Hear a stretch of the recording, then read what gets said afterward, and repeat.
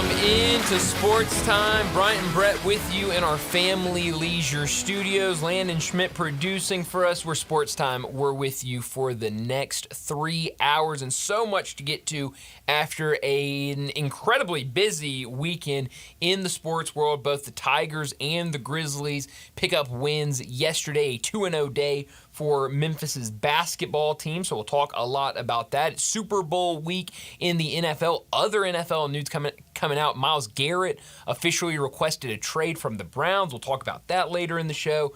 But the trades have begun in the NBA. The massive one, Saturday night, the LA Lakers get Luka Doncic, and they trade Anthony Davis to the Mavericks. We'll talk a ton about that today as well. But, Brett, how are you this afternoon? Brian, I'm doing well, and you know it's a big trade when we are texting with each other at 12:45 Saturday night. What time was it? Yeah, it was around that time. It was very late, yes. And that's kind of when I knew, this is... It was shocking, and it is that big, and it's that big a story. Now you can do the whole history thing on is it the biggest ever? There's been a lot of big trades around sports. I heard a good comeback this morning by Michael Wilbon about the biggest trade. Remember, Babe Ruth was traded. All credit to Michael Wilbon referencing that. It's a really good point. But in the modern era, certainly since the advent of the car, this is a big one. One thing I really think where it is separated from some of the other, even Laker deals. Laker deals like Wilt Chamberlain, that was off season. For Kareem Abdul-Jabbar, that was off season. This was in season, and this is for two biggies, as big as it gets. And for the Lakers, it is their hope it is setting up that next 10, 12, 15-year run. Oh, by the way, selling a lot of 77 jerseys. Right, yeah. The 77 Laker jerseys are going to do numbers here in a couple of days whenever they get up. Sure, probably already up there where you can buy them. But no, you're right. I mean, we were Saturday night, we were texting back and forth about it. I mean, look, the Lakers have not had a shortage of getting all-stars, getting NBA greats in trades. But the fact that this was an in-season trade between two all-star, all-NBA caliber guys, and the fact of how it came together and seemingly all reporting, and even Luka in his statement that he put out yesterday to Maverick fans, he did not want this. He didn't ask out. There was no behind-the-scenes riff or anything between him and the front office. This was the front office and Nico Harrison's decision to make a change and get rid of Luka. Don't you think both players were floored, stunned? Oh, yeah. I would on the say news? So. I would say so. And that was another of the impact of it, is there wasn't a hint, a shred of that could be going down. No. Now, the big, right before the season started, trade of James Harden had that same impact because it was right before the season and nobody saw it coming. And the Lakers have made in-season deals. Saturday was the anniversary in 2008 of the deal for Powell from Memphis to the Lakers. Right. But what the Grizzlies were getting back in return in the short term was nothing close to this. Right. In the long term, what the Grizzlies got back set up the finest chapter in the history of this team. Yeah, no, you're right. And the key being Marc Gasol. That's right. Yeah, the brother for brother deal. But no, I mean, you look at how it was reported and just, nothing going on late on a Saturday night. Shams tweets it out. Nobody believed him at first. Everyone, including myself, thought he was hacked. He had to double down on it and say, no, this is for real. This is a real thing. The response is, release the video or we don't believe you. And then everyone said, that's exactly what somebody would say if they had hacked into Shams' account. I still didn't believe it. I had to wait until Mark Stein and other people at ESPN, other NBA, well-known NBA reporters started tweeting out, no, this is legit, this is real, before I even believed it. And I was texting, my best friend lives in Dallas, and I texted him kind of when we were in that, it was like a 5 to 10 minute stretch of nobody really knew if this was real or not. I texted him, I said, hey man, what's going on in Dallas? And he said him and his buddies were out. Had no idea. They had not even seen the tweet. I sent him the tweet. He was like, this is news to me and all of my friends. Stunning. And he said that the rest of the night they were out and about in Dallas, and that he was like, you would have thought, the world was ending based on the reception from all of the Dallas fans. All right, now, We're at the mall. Okay. Autograph stand for Tony Romo on one end and Luke Doncic on the other. What's the line like? It's the star. It's the star, Brad. No doubt. It's the star. I mean, and he'll be forgotten. That's right. Or will he make them pay that it'll always, really, really hurt them? I think he'll hurt him. I mean, this was a terrible trade for the Mavericks. I mean, I think this is going to come back to bite them in a major way. Well, a lot of smart people like how they're positioning themselves for the rest of this year. No, I like Dallas for this year. But in terms of just a trade, the trade itself, you only get back Anthony Davis, Max Christie, and one first-round pick. I think in terms of the long term, this is a terrible trade. I mean, this is awful. I saw one respondent to a tweet said, Max Christie, is that the jumbo version of the fat New Jersey governor, Chris Christie? I saw that out there. In the history of the Lakers, number 77 has never been worn by anybody. Wow. Dennis Rodman wore 73, then up to two people wore number 88. Clyde Lovellette wore 89 for the Minneapolis Lakers. One wore 94, one wore 95, and George Mikan wore 99 for the Minneapolis Lakers. So 77's all for Luka. All for Luka, and I guess good for him. But no, just a really weird trade, and of course the Jazz get in there and get some stuff out of it. And even, Danny Ainge did I don't know who he was talking to today, I just saw the quotes out there today that said he knew he was facilitating a trade between the Lakers and the Mavericks. He had no idea until it was being reported that trade included Luka Doncic. There were other NBA GMs that came out Saturday night and early into Sunday morning saying that they knew the Mavericks were trying to make a trade, that they wanted to make a trade including somebody. They just didn't know it was Luka Doncic, and that's just kind of how I know Shams went on to ESPN in the wee hours of the morning on Sunday and said that this was done in the shadows. And so just the way that it all came together seemingly out of nowhere, there's reports, whether you want to believe them or not, I don't know if I believe them or not, that LeBron James didn't even know about this, that he was out to dinner with his family and someone, one of his people came and told him. I believe he did not know. I go back and forth. Part of me thinks he didn't. Part of me thinks he had to run that by know him. something. Maybe not to the extent of what it was, but it would be hard for me to believe that he had no idea they were trading Anthony Davis. And now the whole question about when will both make their debuts with their new teams. That's right. And I think AD was getting close to being back. One of them was getting close to being back. I don't remember which one. And so, no, I mean, for the Mavericks, I think, Anthony Davis, when he's playing, he's an unbelievable player. And, defensively, I think this team's going to be good. That's what, their GM keeps saying is we think defense wins championships and we want to have a defensive team. They got to the NBA Finals last year. Right, with Luka doing everything. Luka did everything last year for that team, but not good enough. Even for him playing defense. That's right. The Lakers come here, play the Grizzlies at FedEx Forum on March 29th. The last game of the year, last home game of the year, last any game of the year, April 13th, when Dallas will be here. Wow.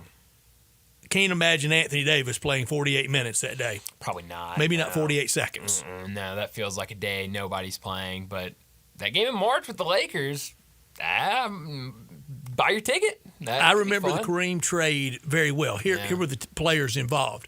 It was Kareem Abdul-Jabbar and Walt Wesley dealt from the Bucks to the Lakers for Elmore Smith, Brian Winters, Junior Bridgman, and Dave Myers. That sounds like just a sack of beads now.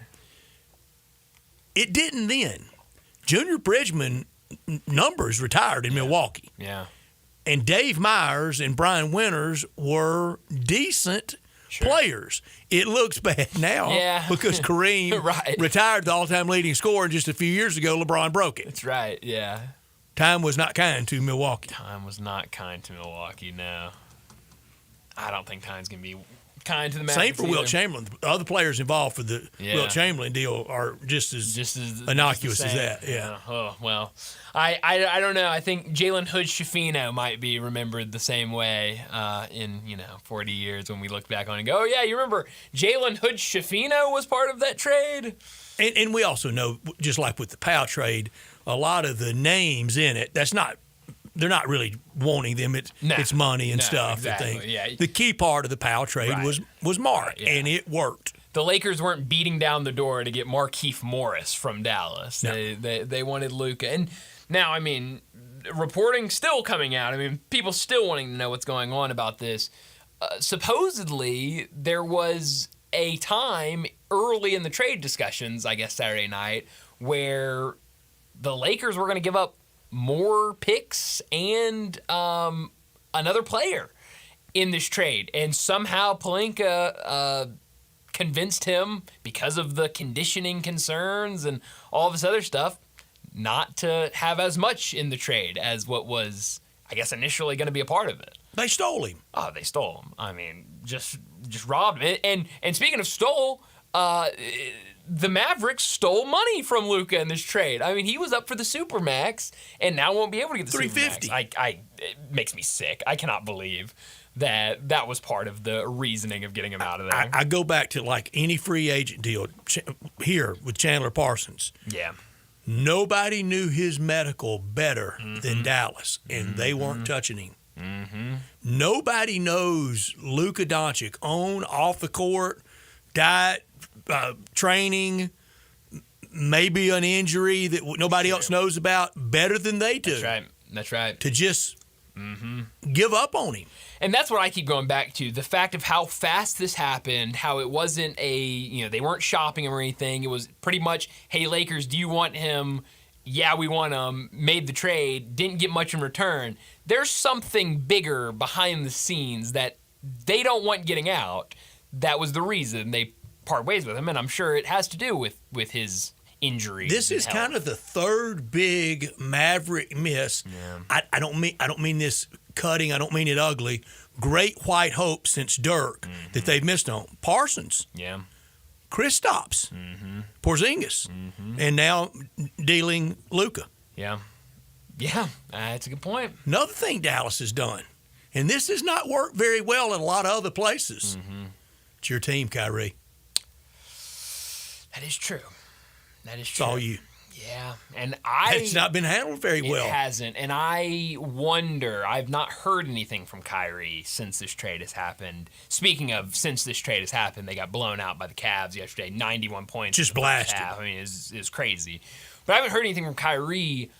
It feels like over the last, really since he got to Dallas, seems like he's been happy. Seems like we had this whole thing where does he love basketball, whatever it might be. Feels like he loves basketball again. Fell back in love. Exactly. He feels like he's been in a good place. Not as sensitive to everything going on in the world. Exactly. I wonder what this trade now does to him, because we know he can just as fast as he is happy, sure can. It can turn just like that and change. And when it goes bad with Kyrie, it gets really bad. And and the next thing, he's more enamored and worried about drought relief in Darfur. Yeah. No, we want you scoring baskets.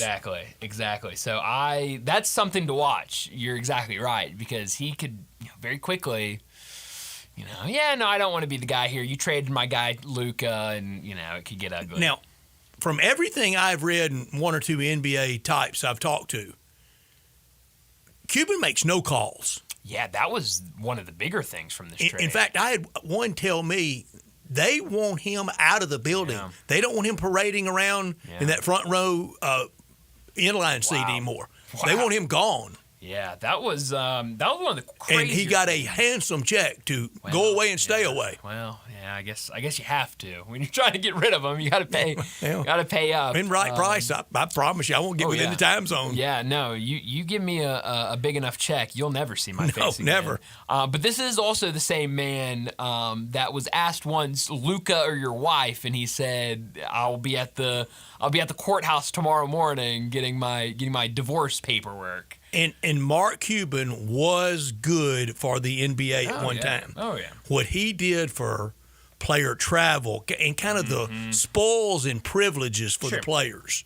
Now, when he took over, they had long since gotten away from baggage claim, but he took it to a next level, the famous thread count on the towels and things like that. But But he's persona non grata. Yeah, which was crazy because I think that was the first thing you thought about when you saw that report is there's no way he had anything to do it. And now we're learning he didn't even know about it until after it happened. And he did deliver them a championship. He did. He absolutely did. So, I mean, you did what you needed to do, and now you get paid, get out of there, and hey, if I'm him, especially with that information, you'll never see my face again. But just a really weird, and then, I mean, that trade was so big. We had another big trade yesterday between, it was a 3-team trade, Kings, Spurs, Didn't make a ripple. and Bulls. Nobody's even talking about it. Zach LaVine finally got traded away from Chicago. Nobody's talking about it. Of course, to the West. Of course.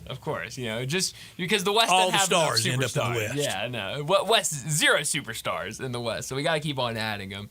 But we'll talk a lot about that and what happened because it was a crazy night Saturday night in the trade. Biggest news of the year in the NBA on or off the court. 100%. I mean, biggest news. Bigger than Christmas Day, bigger than years. Yeah. I mean, this is one of the crazier trades, one of the crazier stories in a really long time. A lot of people not as day in, day out interested in it like we are, detached from it.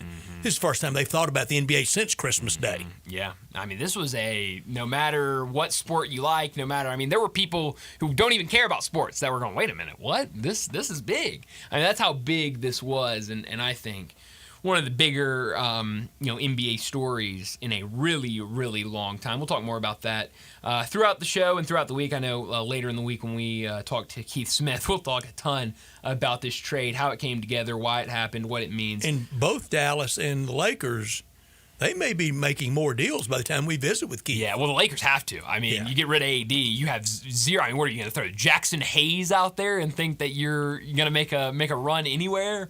No, I mean they're going to be full throttle trying to get a center. So yeah, I will. And I guess when we talk to Keith, the trade deadline will already have passed. So we'll have plenty to talk about with Keith on Thursday. But we got a busy show today, so let me set it up before we get to top and not top story of the day. Gary Myers, he's going to join us in our next segment at 3:30. We've had Gary on before, NFL historian, Hall of Fame voter, also an author. A lot to get to with him. We'll talk about the Hall of Fame class, kind of taking us inside the room of Hall of Fame voting. He's got a new book coming out about Tom Brady and Bill Belichick, so we'll talk about that with him. We'll also talk the Super Bowl. So a lot to get to in our next segment with Gary Myers. 3:45, we'll talk about the Tigers and their win yesterday afternoon against Rice. Another road win for the Tigers. Now they'll come home for back-to-back road games. Tulsa on Wednesday, and then the rematch against Temple on Sunday. So we'll talk about the Tigers at 3:45. 4 o'clock, David Cobb from CBS Sports will join us, talk some college football and college basketball. A really good Saturday of college basketball. I mean, game after game, heavy hitters. So we have a lot to talk about with David at 4 o'clock. 4:30, we'll talk the Grizzlies. They were winners as well last night on the road against Milwaukee. We'll talk about that game, but they're back in action tonight against San Antonio. 4:45, we'll get to big number of the day. 5 o'clock, to Michael Cole, the Grizzlies beat writer over at the Commercial Appeal. He'll join us. We'll talk a ton of Grizzlies with DeMichael. 5:30, we'll get to what's trending, and at 5:45, we'll wrap up today's show like we always do with Crunch Time.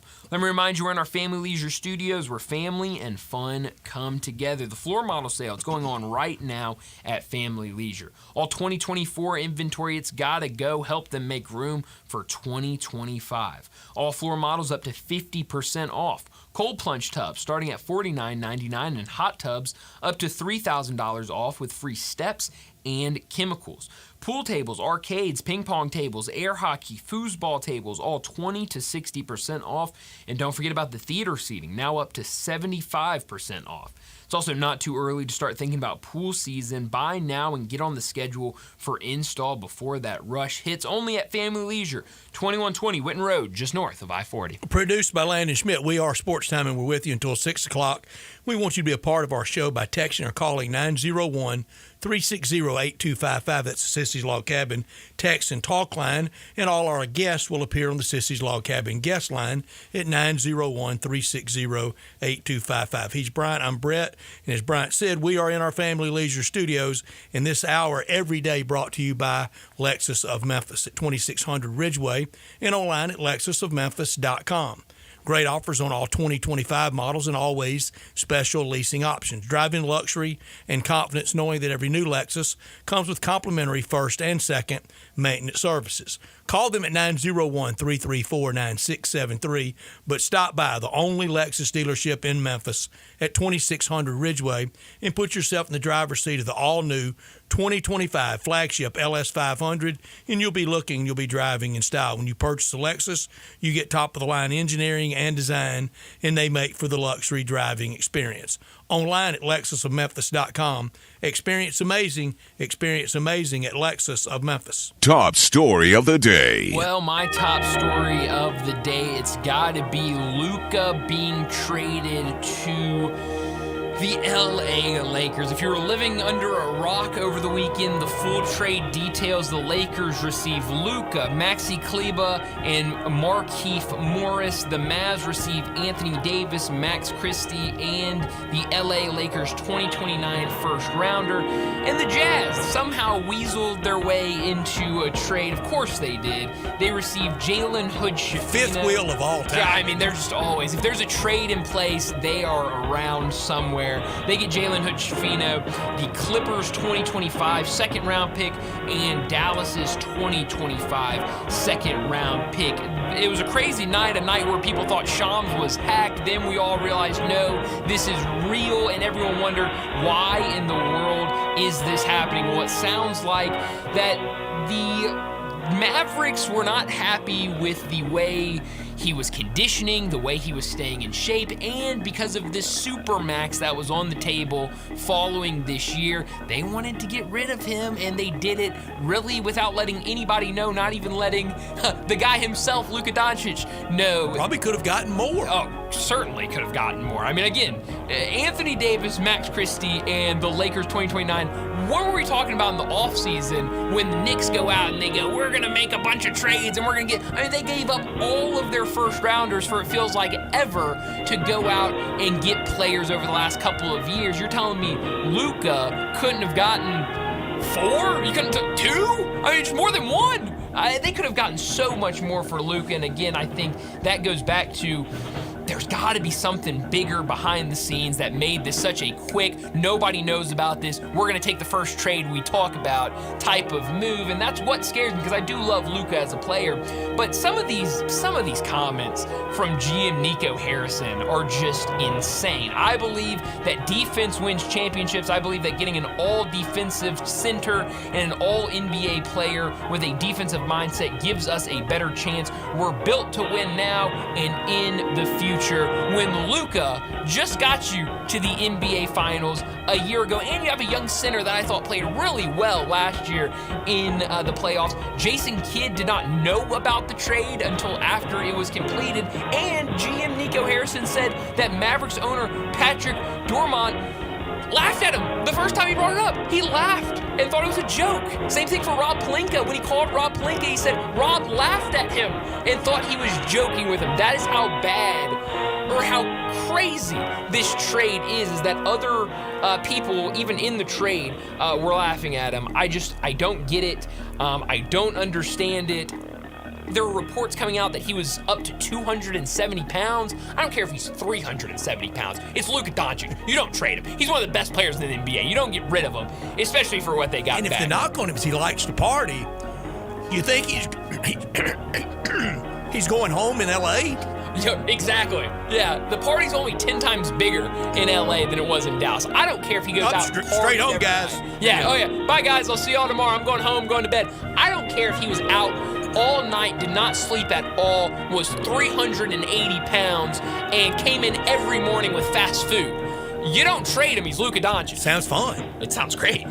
My top story, Super Bowl 59 week underway down in New Orleans. Kansas City favored by 1.5. Over and unders 48.5. ESPN matchup predictor. Don't we all go to that? Oh, everything. It says 56% to 44 for Philadelphia. Really? Yeah, it's a pickle. But who wants to pick against Patrick Mahomes? Which team handles New Orleans could be the difference. A long week in New Orleans. We've had celebrated Super Bowl week meltdowns by teams and players. Prime spot to do it in, but I think both of these teams have their eye on the ball. Oh, yeah. not top story of the day. Well, my not top story of the day, it's the wins yesterday for Memphis basketball. The Tigers start the day with a win over Rice. It got scary there at the end. Rice made a comeback, something that's happened a couple times now this season where it feels like the Tigers are going to run away with a game. They're up by double digits, and then in the last waning minutes of a game, they let the other team creep back in. Rice does it, only lose the game by 3 points. A win's a win. This is a game where the Tigers had 16 turnovers. I think a lot of those turnovers led to Rice coming back in the game. Dane Danger, 4 fouls. Musa Cisse, 4 fouls in that game. Both guys, especially in those late stretches, not able to be out there because of the fouls. PJ Carter, another fantastic game for him. 19 points, 5 for 7 from 3, played 25 minutes. There were times in that game, look, Kobe Rogers still played 29 minutes, but late in that game, 3, 4, 5 minutes left, you had Nicholas Jourdain, Dane Danger, PJ Carter, Tyrese Hunter, and PJ Carter out there on the court because of how hot he was and how he was knocking down shots. So, Tigers win again. They'll return home this week to play back-to-back home games against Tulsa and Temple. But then on the NBA side, Grizzlies with a super gritty win last night over the Milwaukee Bucks. Every game feels like win of the year. Every game feels massive. And now, you look, Brett, back-to-back wins on national television. That is huge for this Grizzlies team, to be in front of those eyes, especially after kind of getting out of that in the 2 seed now. And getting into the 2 seed is definitely really big. 132-119 win for the Bucks. Jaren Jackson Jr. was fantastic last night. 37 points, 7 3-pointers. He was 6 for 10 from the free throw line. You know that when he got done with the game and was looking at his box score, he said, I could have had 40. I make a couple more free throws, I would have had 40. Really good game for him. Really good game for Santi off of the bench. And defensively, the Grizzlies, especially late in that game, super locked in. Really fun to watch. Now they'll return home tonight to play the San Antonio Spurs. My not top story is just the Tigers. The object is winning. Mm-hmm. They won. Yeah. They survived in a high school gym in front of hundreds, maybe. Yeah. 2 games this week that weren't won with style points, but the object is winning. They won't get that break opening weekend of the NCAA tournament, regardless of seed. No. The AAC is horribly bad. I mean, it's just so bad, and it's easy for the Tigers to play down in it. That's right. They were up 10. Looks like they were 80-70. Looked like they were going to pull away, win easily. They hold on, win by 3 over a dreadful team. 26-19 from the guard duo, and 19 from PJ Carter this week. As you said, Tulsa and Temple at home this week. Mail it in wins this week, just like last week, but got to ratchet up the intensity. Yeah, you absolutely have to. That'll do for top and not top story of the day. Let's go ahead and get to our first break. And when we return, we're talking to the NFL historian and Hall of Fame voter, Gary Myers. He joins us next. Start your day with Sports 56 Mornings with Greg Gaston and Eli Savoy. Weekday mornings from 7 to 10. Right here on Sports 56 and 98.5 FM. Locally owned and operated for over 40 years, Automatic Gates Construction tailors custom-made solutions for all your residential, commercial, and industrial needs, including repairs, maintenance, and installation. Automatic Gates Construction specializes in designing and installing automatic gates and fencing that seamlessly blends security, functionality, and aesthetic appeal. Elevate the safety and efficiency of your property with a premium gate solution. Automatic Gates Construction at myautomaticgates.com. For over 8 decades, America's farmers have counted on the little red tractor from Case IH, the Farm Hall, to help them make sure work on demanding chores. Well, Mid-South Ag can show you they aren't just for farms anymore. With horsepower ranging from 30 to 105, plus an army of attachments, they can tackle every chore on your to-do list. From hauling and mowing to loading and towing and then some. Stop by Mid-South Ag Equipment or call 662-890-3141 to find a Case IH Farm Hall that's right for you. Nestled in the heart of East Memphis, located corner of Park and Cherry, is a beautiful residential neighborhood. I'm here at Town Village Audubon Park interviewing a new resident, Carolyn. Share with us why you chose Town Village. Well, if your parents or special friends need to make that big move, let me share with you my experience. It was tough for me to leave home, but then I discovered Town Village. I would like to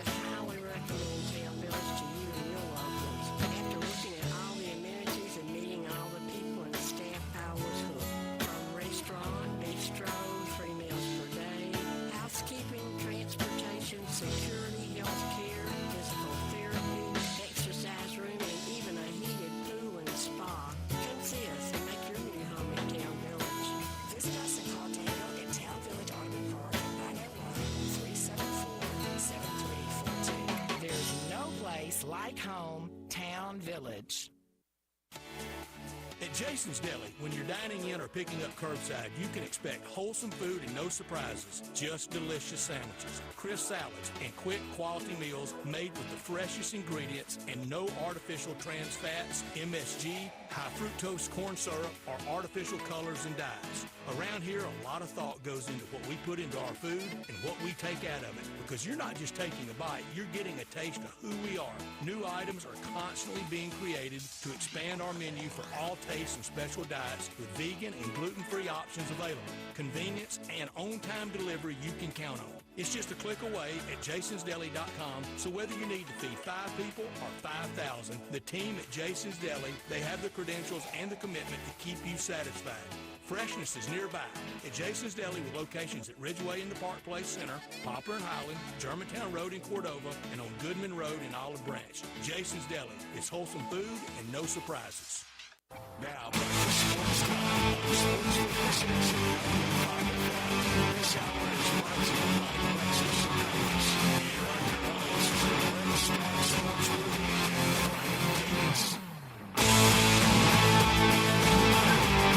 Welcome back into Sports Time. Bryant and Brett with you in our Family Leisure Studios. Really excited about our next guest, Gary Myers, the NFL historian, Hall of Fame voter, and author. New book coming out soon, Brady versus Belichick, The Dynasty Debate. Gary, a lot to talk about, but I want to start with your new book that is coming out in just a few months. I think a conversation that a lot of people have had of this, dynasty in New England, and, who was it more of, Brady or Belichick? Tell us a little bit about what this book is all about. Well, yeah, and thanks for asking that. I think it's the greatest unanswered question in NFL history. Is you have a Hall of Fame coach, a Hall of Fame quarterback, each at this point considered the greatest who ever did it, together for 20 years, 9 Super Bowl appearances, 6 championships, and how do you divide the credit? And obviously, they were important to each other, and none of this might have happened if they didn't have each other. But when you evaluate all their success together, somebody needs to get more credit than the other. And, it goes to the argument of, who's more important, the coach or the quarterback. And so I get pretty deep into it in this book. I talk to a lot of people, and I come to a conclusion at the end. And, it was a lot of fun doing this. And I expected to create some conversations in some bars around the country, perhaps. When you say a lot of fun, Gary, a lot of fun kind of with the back scene, with the kind of the other actors involved, or was it a lot of fun with the 2 big names in the headline, Belichick and Brady? Yeah, I mean, it was, I decided to concentrate more on what people said about them. Mm-hmm. And how they evaluate the situation and actually dealing. I mean, I've been around both of them plenty over those 20 years. I thought the important thing would be, how the coaches and players feel who played for them and played with them. And so it was a lot of fun just hearing stories about some of the behind the scenes stuff. And one of my favorite chapters in the book is, if you remember, when Bledsoe got hurt in the second game of the 2001 season, when Mo Lewis from the Jets hit him and, in essence, ended Bledsoe's career in New England and started the whole Brady era, Mo Lewis has been very, very reluctant to do interviews in the 20 years. Over that play. Yeah. Because, a lot of people here in New York, in a way, blame him for what happened with the Patriots. Yeah. And, when I say blame him, it's in the sense that it turned New England into a dynasty by Belichick switching quarterback. So, Mo had an excellent career. He was a really good linebacker. And it was a clean hit. And Bledsoe should have run out of bounds. And Mo's been blamed over the years for knocking Bledsoe out and starting this whole Brady thing, and he doesn't like it. I mean, he's very resentful of it, and he's kind of, as far as football is concerned, he's become sort of a recluse. He never goes up to Jet games. He's not in their Ring of Honor. So I found that to be, he was a reluctant interview, but I finally talked him into it, and it was worth it. Right up worth there my with persistence. the blame list, Walt Coleman making the call on the tuck rule. Yeah, but you see, that was different in that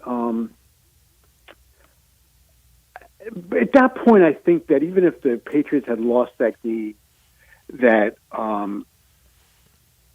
Brady had, to that point, I think he had shown enough that he would have gone on and had a great career. Obviously, winning that game, winning against the Steelers, and then taking the Patriots down the field against the Rams for the Vinatieri field goal.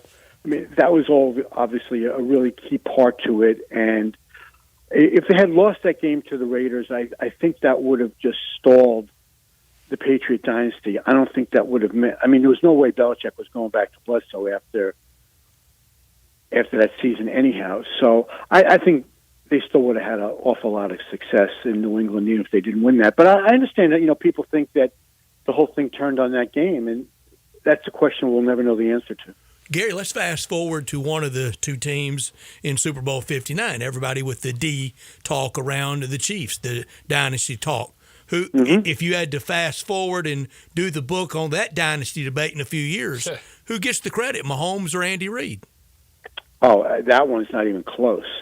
It's definitely Mahomes, because Andy Reid had enough of a track record in big games prior to even getting to Kansas City. Remember, he was in 5 NFC Championship games in Philadelphia, lost 4 of them. All-time winningest coach for both teams this weekend. Yeah, that's right.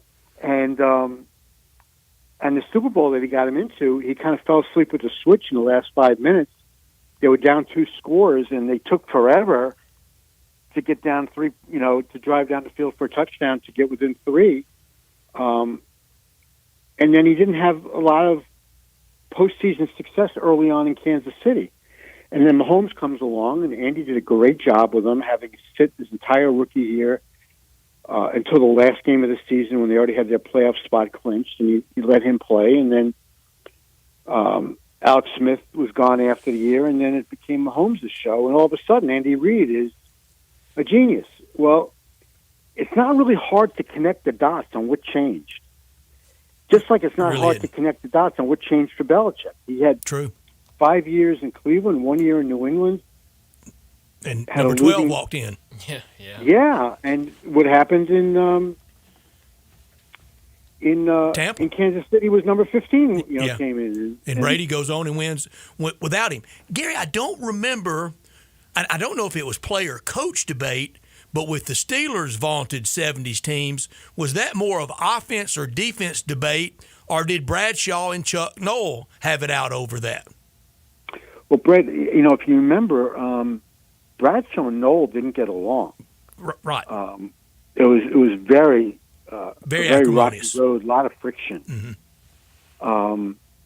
And that was probably, look how many defensive players from that Steelers team were in the Hall of Fame. I mean, that was tremendous defense. I mean, they're all in. Yeah. And the ones that aren't should be, like L.C. Greenwood. That's right.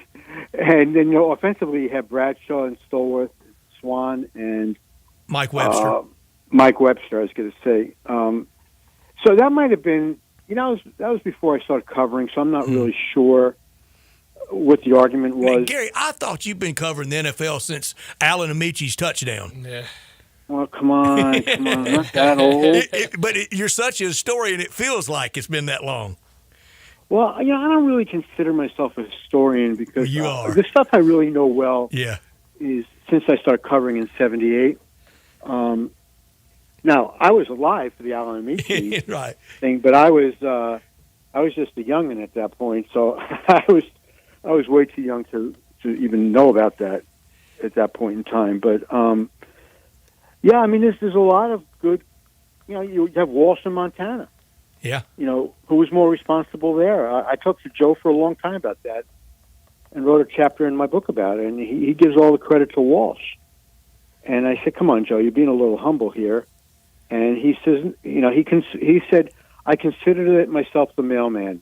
I was just delivering what Bill told me. He did win with George Seifert, though. Yeah, but it was Bill's team. Yeah, it was like the Cowboys won that Super Bowl 2 years with after Barry Jimmy Switzer, Johnson up with Barry Switzer. Yeah, that wasn't his team. It was really Jimmy's team, and that championship in '89 that the Niners won when they won back to back. That was Walsh's team, and I don't want to say anybody could have coached that team and won it, but I mean that team was pretty much on automatic pilot at that point. They were so good. Mm-hmm. Gary, I know Hall of Fame voter in a couple days will know who the new inductees to the Hall of Fame are. Take us inside the room. Take us inside those discussions. What goes on behind the scenes when it comes to trying to limit down, try to figure out who will be those inductees in any given year? Well, once we get the list down to 15 is when we meet as a group. The last 5 or 6 years it's been by Zoom. And that's actually been, it came about as, we used to do it the day before the Super Bowl at the Super Bowl site in the hotel there, and then it would be announced on NFL Honors Saturday night. Well, when NFL Honors switched like 5-6 years ago to Thursday night, obviously we had a vote before then because the Hall of Fame made a deal with the NFL to have the announcement on NFL Honors. So it'd be much too hard to do it Super Bowl week because most of the media guys are covering the events at the Super Bowl and wouldn't have time to do, like on a Tuesday, to give a complete day because it is 8 hours, our meeting. So what we've actually begun doing is having our meeting in middle of January by Zoom. And then we're sworn to secrecy on what the results are. And I honestly don't even know this year because they changed the process a little bit. We used to vote it from 15 down to 10, down to 5. And then when we got to 5, you just voted yes or no. This year we voted 15 to 10 to 7. And then once we got to 7, you picked 5. And then they didn't tell us. So I know who the 7, if you want to call them semifinalists are, and I can probably guess who the 5 are that got enough votes, but I don't know for sure. And even if I did, I'm not allowed to tell you. Sure. So you have told us in the past that when you lobby, when you advocate for someone, and I've wondered when you have done that, what is your hit rate when you go to the mat? What's the percentage of that person getting in? 100%. 100%. When I've made the main argument, or it's not even an argument, just when I state the case, and I'm responsible for making the presentation on somebody, every one of those guys, very impressive, at some point have gotten in. Wow. Gary, F. Lee Bailey didn't bat 100%. May we ask who you advocated for this year? No. Okay. Because then when I say what my percentage is, you're going to ask me if the percentage held up this year. That's right. Sure. That's right. You knew where I was going with that one. I'm too smart for that. Come on now. Somebody down here trying to get to a New Yorker. You knew that wouldn't work, would it, Gary? I can tell you who I've advocated for in the past, but sure. I'm not going to tell you who I advocated for. Were there easy votes this year, or is it ever an easy vote? I mean, there were some that are, well, certainly some that are easier than others, and others that cause a lot of conversation. There was one this year that went about 45 minutes, and when I get off the air, you can look at the 15 finalists, and you can probably figure out who caused the most conversation. Yeah. And so some of them, like when we have Jerry Rice, yeah, whoever's presenting Jerry Rice just stands up and says Jerry Rice and sits down. That's happened a few times. Deion Sanders was that way. Probably Brett Favre was that way. Those are few and far between. Brady will be that way. Peyton Manning was like that. But in 95% of the cases, it's not that easy. And then you have the whole issue of if a guy's Hall of Fame worthy and it's his first year on the ballot, but he's not somebody you consider to be in the top, whatever percentage of guys who ever played, should he not get in on the first ballot? Should we make him wait? And my feeling on that is it doesn't say on their plaque how many years it took him to get in. Mm-hmm. I vote for the 5, or this year the 7, and then down to 5, who I felt are most worthy of getting in, regardless of how many years they've been on the ballot. So, but my philosophy is not what everybody's is. I mean, there are some guys that really hold that first ballot to a very, very high standard, even though they might be prepared to vote for him in the second year. That, to me, to each his own. It doesn't make any sense to me. If the guy's one of the most qualified in a particular year, I vote for him. I don't care whether it's his first year or it's his 5th year. Yeah, wow. Gary, before we let you go, we're asking all our guests this week with the Super Bowl this weekend a prediction and a score for the Super Bowl. You're our first guest of the week, so kick us off. A prediction and score for this weekend's Super Bowl. Well, I'm really, really honored. I'm going to pick the Eagles 30-24. Oh, Eagles 30-24, and Nick Sirianni gets revenge and his first one. Great pick, Gary. Great pick. Have a great week. Thank you so much for your time. It is always great, and we get closer to that book release in the fall. We want you back. I bet we visit with you from Canton in early August. Gary, it is great to catch up with you. Take care, guys. Thanks for having me on. I appreciate it. Thank you much. Thanks, Gary. Gary Myers joining us, the NFL historian, Hall of Fame voter, and Philadelphia out of the gate. All right. I did not think it was going to go that way. I think last year when it felt like we were pretty split, I felt like last year on it was 49ers and Kansas City. I wonder if this year will be the same. But the first one going to the Eagles. He was cagey with that 100% answer. I thought I was going to walk him into it. He wasn't going to have any of that. He's smarter than that. No, he wasn't going for that. But we always love having Gary on, and like you said, Brett, we'll have him on again as that book gets a little closer. Brady versus Belichick, the Dynasty Debate. I know that's going to be a really fascinating book. I know the research Gary puts into those books, so I know it's going to be a good one. Let's get to a break, and when we return, we got to talk more about the Tigers and their win yesterday afternoon over Rice. We'll do that next on Sportstime. Be sure to follow us at Sports56 WHBQ on Twitter, Facebook, Instagram, and YouTube to watch live video of our shows. Stay up to date with station events and have chances to win prizes. Don't miss out on anything that's going on. Follow us at Sports56 WHBQ. Moving is stressful, but Black Tie Moving can take the worry out of the process. Whether you're moving across town or across country, moving your home or your office, your personal moving concierge from Black Tie Moving will work with you to design a plan that perfectly fits your budget and needs. And they're available 24/7 to answer any questions you have. Give Black Tie Moving a call at 901-316-6196 or go to blacktie.com/Memphis to get your personal, no obligation quote from the moving experts at Black Tie Moving. Sometimes you just need to make it fast. Like the fun that comes from a quick and nimble 2024 Honda CB500F. This amazing style streetlights with a narrow 471cc twin, along with a sleek TV display, dual disc brakes, and standard ABS, all making it feel good price. Find fun in all your classes. 2024 Honda CB500F. Available at DeSoto Honda, 5656 Golden Road, Olive Branch.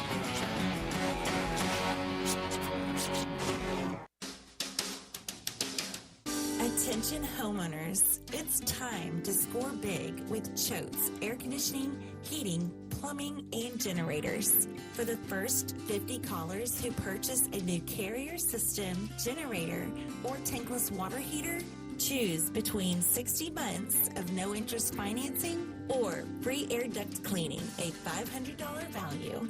Plus, don't miss our $39 February deals. Choose from a furnace tune-up, a sewer inspection, or an electrical panel inspection. It's the perfect way to prepare your home for the season. But hurry, this winning deal ends February 28th. Don't fumble this opportunity to claim these amazing offers. Call Choates today at 347-8086. And remember, Choates, let our family serve your family. Now, back to Sports Time on Sports 56 and 95. This hour is brought to you by Lexus Service. Here are your hosts, Let's Talk Sports with Brian Davis.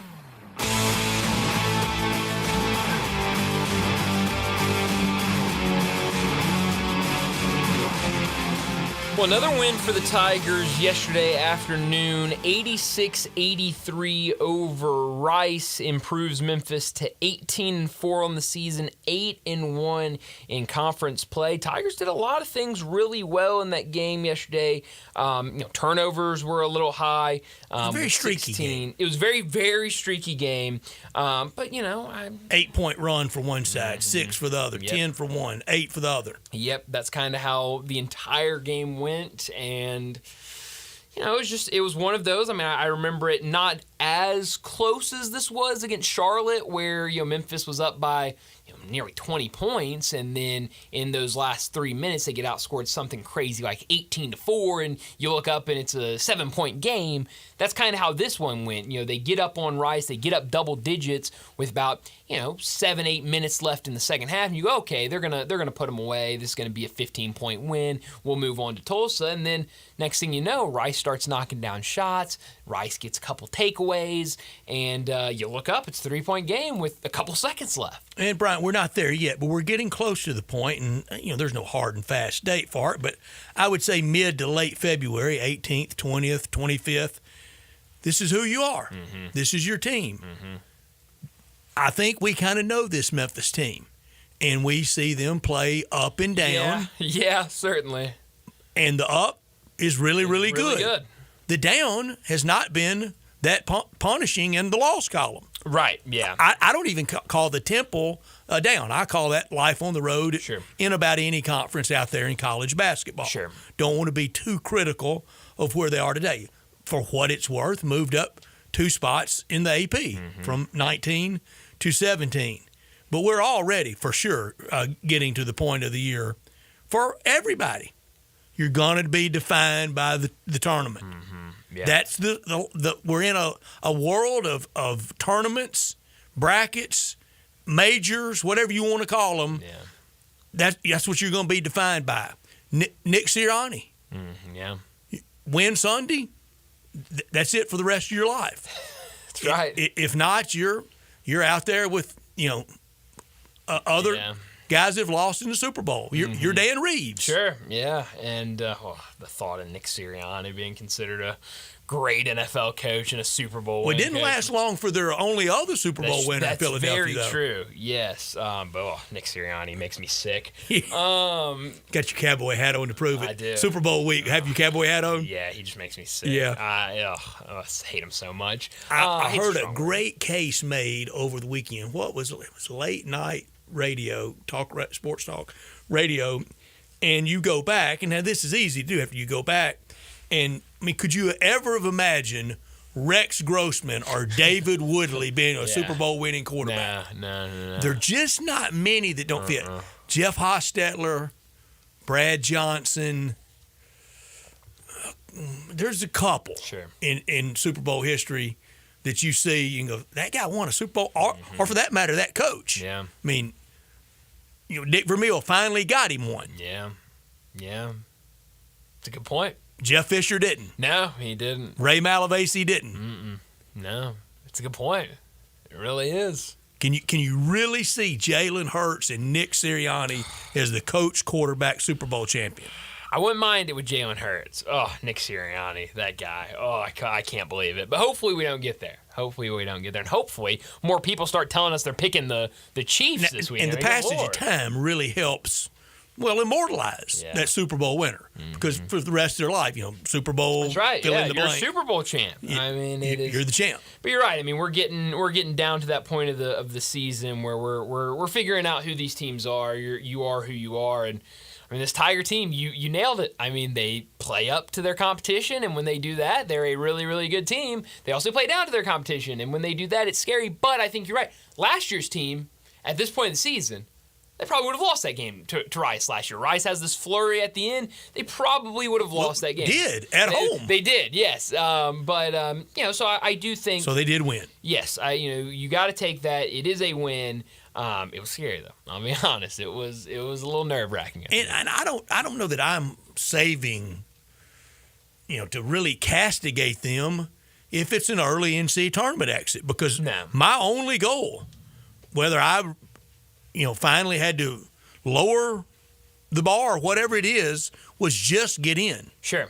They're going to get in. They are. They absolutely are. And I think, my thing is I would love to see this team go out there and play like they did against UAB in every game they play in conference play. And then I would have a lot of confidence when you get in that first round game, if you're a 4 or 5 seed and you're playing, Drake or whoever you might play, that you go in there and you play an A+ game and I feel good, you advance.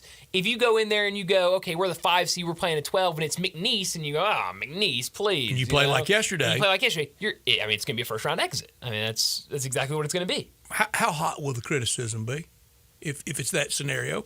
I think it will be. I think it will be pretty hot. Compounded by Penny's quotes last night. Yeah, those quotes yesterday that he thinks they're one of the best teams in the country because I'm fine by him telling that team that behind closed doors, on that team bus, in the locker room, in private team areas. I don't know why he's got to oversell that. Yeah, I don't either. And look, because if he's saying that and then you go out early and the criticism rains down, you can't go, why is everybody so mad? Right. Because, this is a team that beat UConn. They beat Michigan State. They beat Ole Miss. They have the big wins that you say when, we've said it. You get to the tournament. Mizzou. I think should be in that, that's right. list of victims. I think San Francisco should be in there. They absolutely UNLV is they're not great, but they're, in a good Mountain West, and they've pulled out some good wins.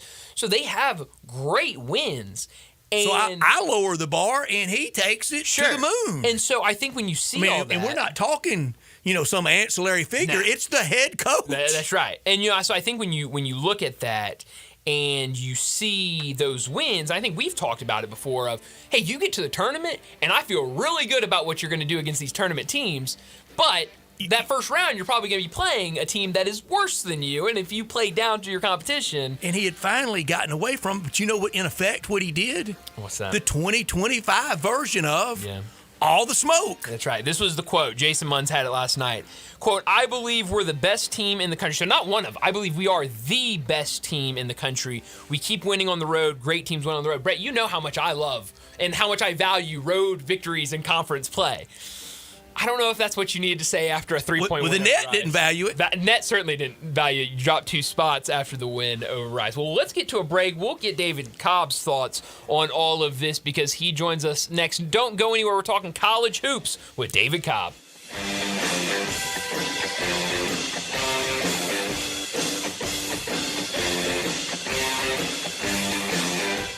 Do you know one of the best things you can do for your employees or family's health? Provide Arctic Clear bottled water. Arctic Clear bottled water is your locally owned and operated bottled water provider. Arctic Clear is 100% natural spring water with free delivery instead of dependable service and no long-term contracts. An easy choice. Call Jeff Metis today. 901-382-2363 or visit arctic-clear.com. Arctic Clear bottled water. Call now 382-2363. That's 382-2363. Nestled in the heart of East Memphis, located corner of Park and Cherry, is a beautiful residential neighborhood. I'm here at Town Village Audubon Park interviewing a new resident, Carolyn. Share with us why you chose Town Village. Well, if your parents or special friends need to make that big move, let me share with you my experience. It was tough for me to leave home, but then I discovered Town Village. I would like to highly recommend Town Village to you and your loved ones. After looking at all the amenities and meeting all the people and the staff, I was hooked. From restaurant, bistro, 3 meals per day, housekeeping, transportation, security, health care, physical therapy, exercise room, and even a heated pool and spa. Come see us and make your new home in Town Village. Visit us and call Daniel at Town Village Audubon Park at 901-374-7342. There's no place like home, Town Village. At At Jason's Deli, when you're dining in or picking up curbside, you can expect wholesome food and no surprises, just delicious sandwiches, crisp salads, and quick quality meals made with the freshest ingredients and no artificial trans fats, MSG, high fructose corn syrup, or artificial colors and dyes. Around here, a lot of thought goes into what we put into our food and what we take out of it, because you're not just taking a bite, you're getting a taste of who we are. New items are constantly being created to expand our menu for all tastes and special diets with vegan and gluten-free options available. Convenience and on-time delivery you can count on. It's just a click away at jasonsdeli.com, so whether you need to feed 5 people or 5,000, the team at Jason's Deli, they have the credentials and the commitment to keep you satisfied.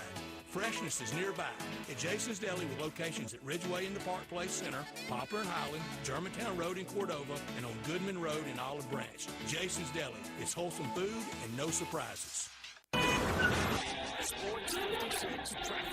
Good afternoon. It's only going to get heavier in the next few minutes on 240 eastbound from Mill Branch all the way out to 385 as that traffic volume increases headed out towards Collierville. Still moving right now through the Midtown area. It did get a little bit slow earlier on 55 northbound between McLemore and South Parkway. Just be careful trying to get up through that stretch of the construction zone.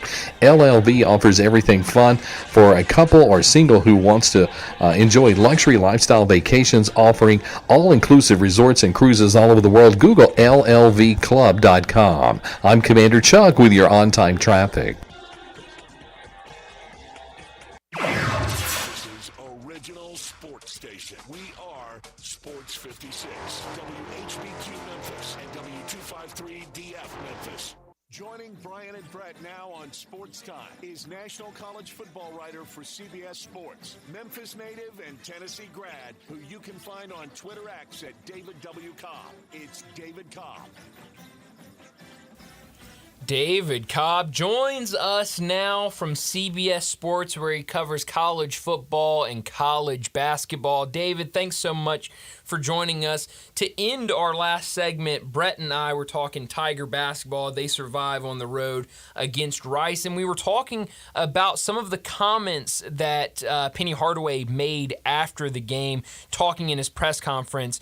Jason Munns reported it yesterday that Penny Hardaway had the quote of that Memphis, here it is, quote, "I believe we're the best team in the country. We keep winning on the road. Great teams win on the road." What do you make of that comment post-game by Penny Hardaway?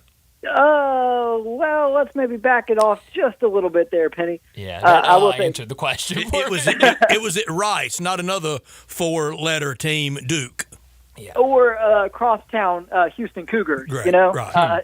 You were in the city just playing the wrong team to make that sort of declaration. I mean, I'll say this. They do have one of the best resumes still sure do. in college basketball. I mean, the resume still looks really good, even though the other teams around them in the rankings are starting to get beefier resumes as they navigate conference play. I mean, the Memphis resume still stacks up as well as any resume in the country when you look at the quad 1 and quad 2 record and things like that. So, I mean, you know, he got a little over ambitious maybe with that statement, but you know, they're holding it together. They're taking care of business, even if it's not always pretty. And we were rolling along so well, David, of kind of show me, don't tell me, and the Tigers had been showing people, you know, a win is a win. Everybody agreeing, you know, that's why you play. That's why you play is left-hand column. And then he goes out there and he raises the bar. Now, I won't say anything shy. Well, he said best team, so that'd be one shining moment. So anything shy of that, here comes the off-season criticism that we know gets to him. Right, yeah. You don't do yourself any favors when you make a statement like that. And all it is just competitive hubris getting the most of you at the end of a hard-fought game when the adrenaline is still pumping a little bit. You got to be able to rein some of that in. And he has gotten better over the years. I think the last several years have kind of humbled him and given him a new perspective and a new respect for what it takes to be a successful college basketball coach.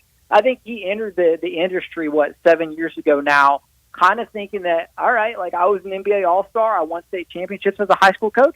This is going to be a piece of cake for me. And he's realized that it's a lot more challenging and difficult to build a college basketball program than what he initially thought. And overall, I think the vibes have been more humble from Penny over the last couple of years. This is an exception, though. So does he double down, or does he walk it back? I don't know. I'll be curious to see if he's pressed on that at all in the weeks to come, because he's got a good team, and if they get to the NCAA tournament and make the second weekend, I think you got to look at that as a resounding success. But yeah, if you're the best team in the country, you expect more than that, and that's an awfully high bar to clear. Yeah. I like the confidence. I changed my mind on it. I like Penny being confident. I don't know. I'm trying to make the most of it. This is one thing I am worried about, David. I don't mind any of it behind the scenes. Nah, certainly not. But this is one thing I am worried about, David, is we've seen Memphis play up to competition, when it's Michigan State or even UAB a couple weeks ago, and they go and blow them out of the water. But we also see them play down to competition, make some, careless mistakes with the basketball. Turnovers have been an issue. You see, road game against Rice, they only win by 3. Now it's a late flurry by Rice. I'm worried about Memphis getting a 4 seed, a 5 seed, getting matched up against a 12 seed, maybe even a 13 seed. I was just looking at it because I think Joe Lunardi hasn't put out his new bracketology, but he has them on the 4 line. He just hadn't put out a full bracketology. I was looking at some of these 13s. Heck yeah, Samford as a 13. You know about Samford. You wrote a couple stories on him. I am just terrified of Memphis getting in that position as a 4 or 5 seed and going out against a Samford or a UNC Asheville or a McNeese and thinking we can play down to this team. They're a lower level team, and then getting outplayed and losing in the first game. Take the over on Memphis versus Samford. You're going to have about 200 points scored in that game. Yeah. Here at CBS, Palm has Memphis versus Yale. That would be fascinating. Sign me up for that. The contrast. We know what Yale did last year. Yeah. No doubt, it's terrifying. I agree, Brian. I think they are going to end up in a close game in the first round of the NCAA tournament. This team has a nose and a knack for playing close games, and it doesn't matter who you're playing or what that number next to their name is. They're a championship caliber team in the NCAA tournament because chances are they've won their conference, or you're getting an 11 seed, 10-11 seed from a power conference that is clearly proven itself over the course of the season. So yeah, I mean this isn't a Memphis team that I can imagine blowing out teams in the NCAA tournament. I just don't think they've shown the ability to do that. Now, to their credit, their record in close games or games decided by 5 or 6 points is pretty incredible. I mean, they do have a knack for finding a way in close games. What's interesting to me about these last few that's starting to kind of creep onto my radar, something to watch, is are the officials officiating P.J. Haggerty a little bit differently? He's not getting to the free throw line quite as much, and that's a huge, huge part of his game and his effectiveness. Now, he's still managed to be effective. The Tigers have still managed to win. But man, so much of what he does is predicated on the ability to draw contact. And if he's only taking 4 free throws a game versus 10 or 12, that's going to have a huge impact on Memphis as well. And he's had a little scuffles at the free throw line lately. Yeah, uncharacteristic, for sure. Like the Temple game, for example, like that was like that to me is the perfect example of where things go wrong for Memphis. You let a 3 team, in a row. You let an inferior team hang around. You turn to Haggerty to close it out. He's like Mariano Rivera. His save percentage is great. But then when you just when you always put it in his hands in a one-run ball game, eventually somebody's gonna hit a home run, and that's a blown save. And that's kind of how Memphis is with P.J. Haggerty. It's like, all right, we're going to end up in a close game, and then P.J.'s going to get us home.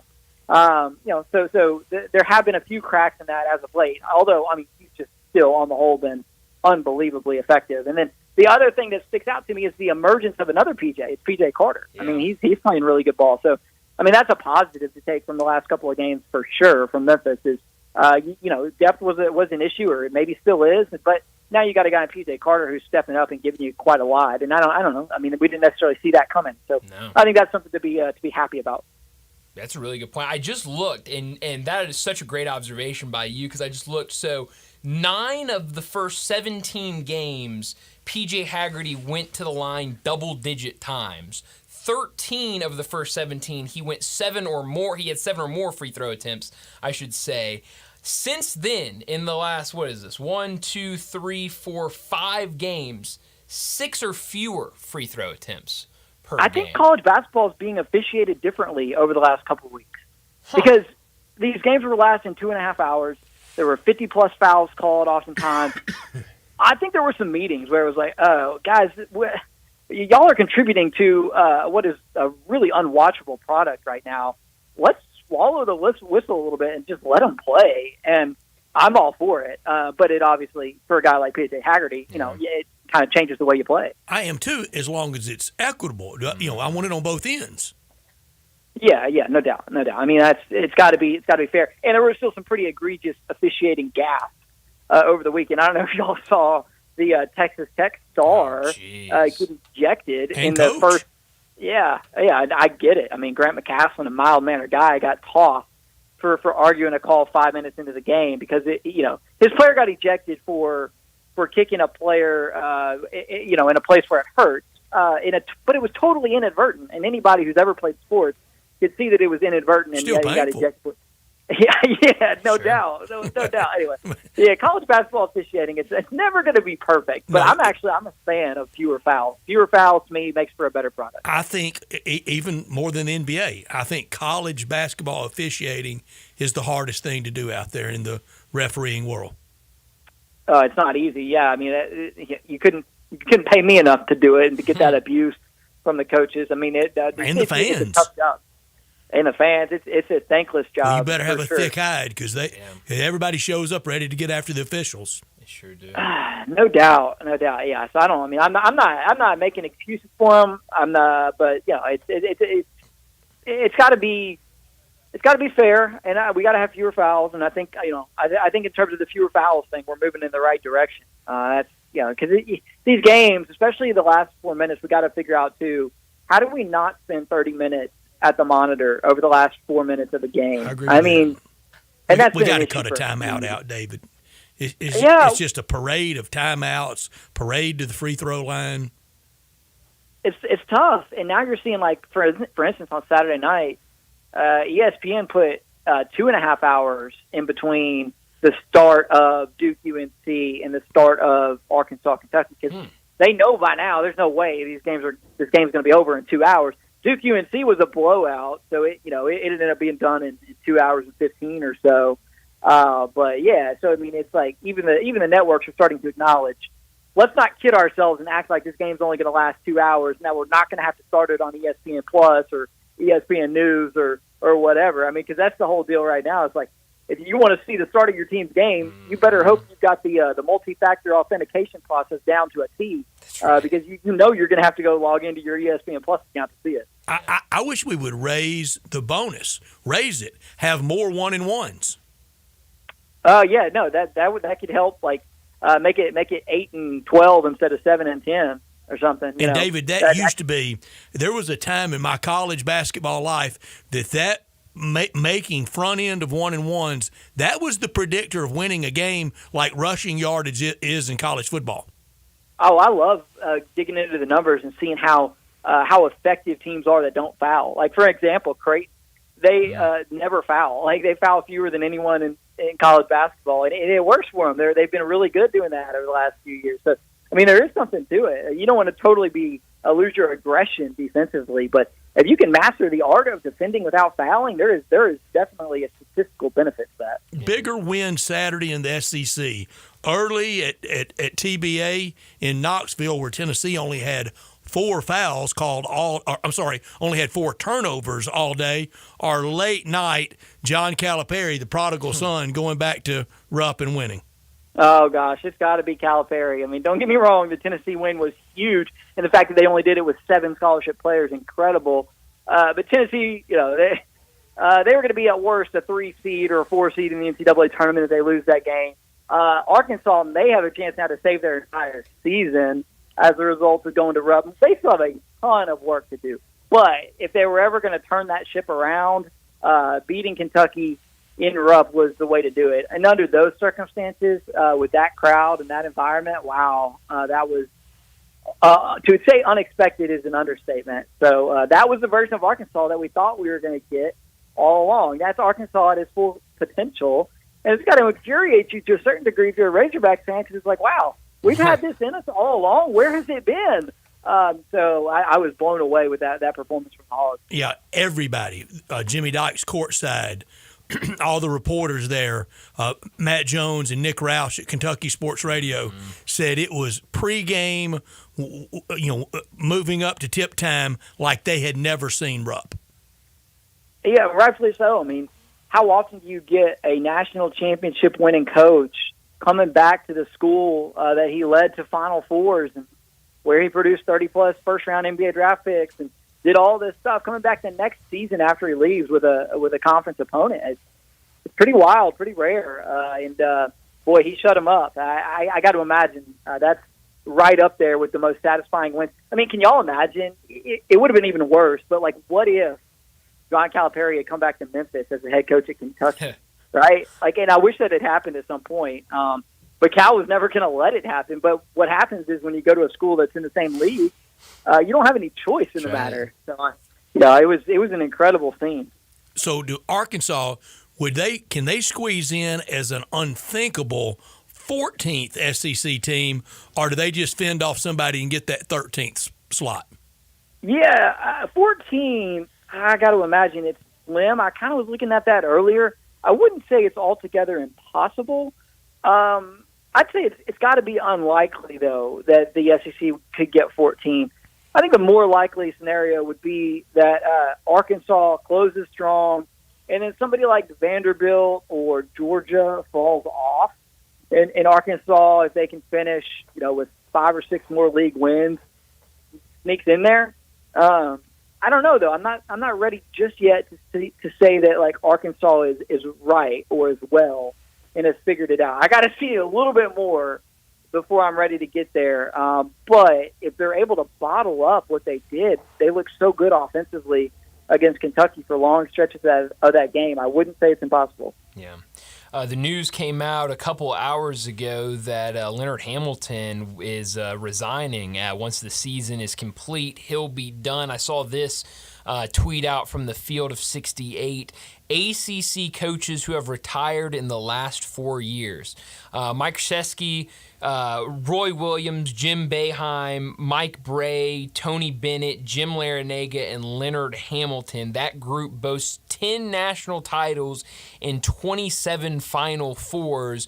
What does this mean for Florida State?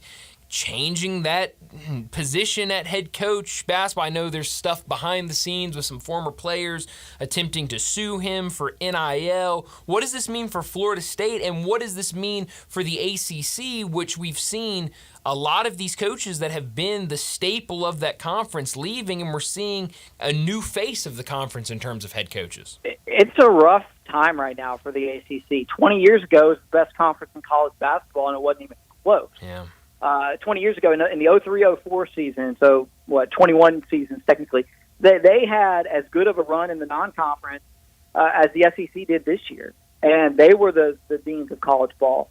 But this generation of coaches has aged out. I mean, the list you mentioned says it all. There's a lot of legends, a lot of Hall of Famers, a lot of Final Fours and national titles on that list, and so we're seeing the changing of the guard unfold before our eyes right now in the league, and they need some fresh blood, fresh energy, some coaches with an innovative approach to the game. Yeah.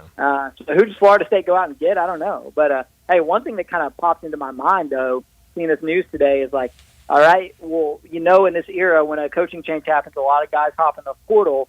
One name maybe to keep an eye on here in a few months once the season concludes, Chandler Jackson, who played at Christian Brothers. He plays 20-plus minutes a night for Florida State. Productive player, could be somebody to watch. A lot of times these guys like to transfer back home. So I don't know anything about that, on a detailed level, but just, 2 months from now when the season's over, that's a name to watch, somebody who could have some local ties. Just keep that on your radar. Now, no question that was a factual tweet about that coaching heft stepping away. No doubt they have. But, David, none of these jobs are going unoccupied. Somebody's going to be the head coach at Florida State next year. Yeah, it's just interesting, though, because you don't necessarily get the rock star hires that you might expect sometimes, especially in the SEC, or in the ACC, excuse me, because when Coach K retired, it's John Shire who steps in. He's a 30-something, never been a head coach, kind of gets the job by default. Hubert Davis, never been a head coach. He's a loyal Roy Williams staffer, former player. He gets the job by default, right? So it's not like when, let's say, Nick Saban retires and you go and hire Kalen DeVore, who was just in the national championship game at Washington. We don't really see that as much in college basketball, and especially in the ACC. So at Florida State, can they look? What kind of name can they lure? Another example of what I'm talking about is like Jim Boeheim retires at Syracuse. Syracuse is a top 25 job in college basketball, but they don't go out and do some big nationwide search. They just promote Red Austrie from within. And as great as it is to promote from within and to reward loyal staffers, Virginia has now done the same thing after Tony Bennett. You're not necessarily seeing great results from it. John Shire's doing pretty well at Duke this year, but now you're starting to see Hubert Davis hot seat talk. Virginia's awful. Syracuse is pretty bad. So, I'd love to see Florida State go out and take a big swing on a young, up-and-coming rising star like Louisville did. Louisville did, they said, we tried the revered former player thing with Kenny Payne. It backfired on us. So we're going to go get the coach at Charleston. And our fans are going to say, who is this? I've never heard of this guy. And now, look, Pat Kelsey's got him number 2 in the league standing. So, sometimes you got to actually do a coaching search. And these ACC schools, for whatever reason, are reluctant to do that. If Florida State's willing to do that, they can get somebody in there who turns it around real quick. A lot of Memphis ties with Leonard Hamilton. His name often through the years was rumored that he would be coach at Memphis someday. He may have even been in the mix when Josh Pastner got it after John Calipari, but also his longtime assistant, Stan Jones. I'm pretty sure Memphis State graduate, now University of Memphis, and been with Leonard Hamilton everywhere, pros, the U, and at FSU the whole time.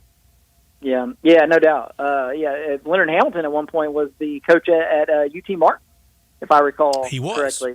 So a lot of connections there, and as a result of those connections, there have been a handful of Memphis guys go down to FSU over the years. Or did he just play there? Or he may have coached there as well. Let me look it up because I know he's got some connections to the Skyhawks for sure.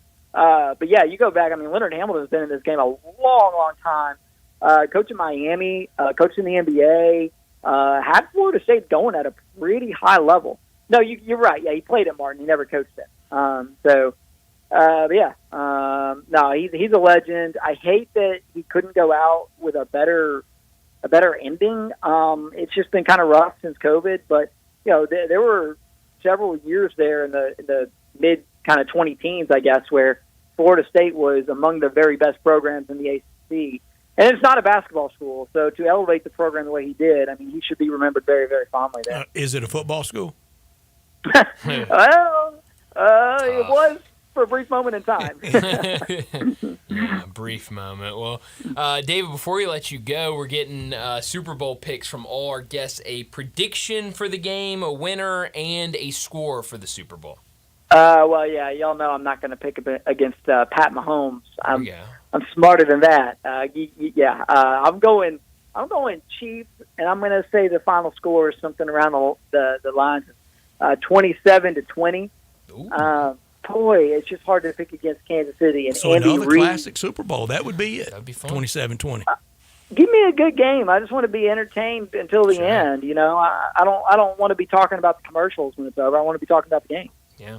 Well, you're our second guest that we've gotten picks from, and you're our first Kansas City Chief pick. So wow. There you go. So if they win, you were the first one on this show to call it, I guess. That's all right. Well, if the Chiefs win, how about this, Brett? You and I go to Jason's Deli and lunch is on you. We can do that no matter what. Yeah.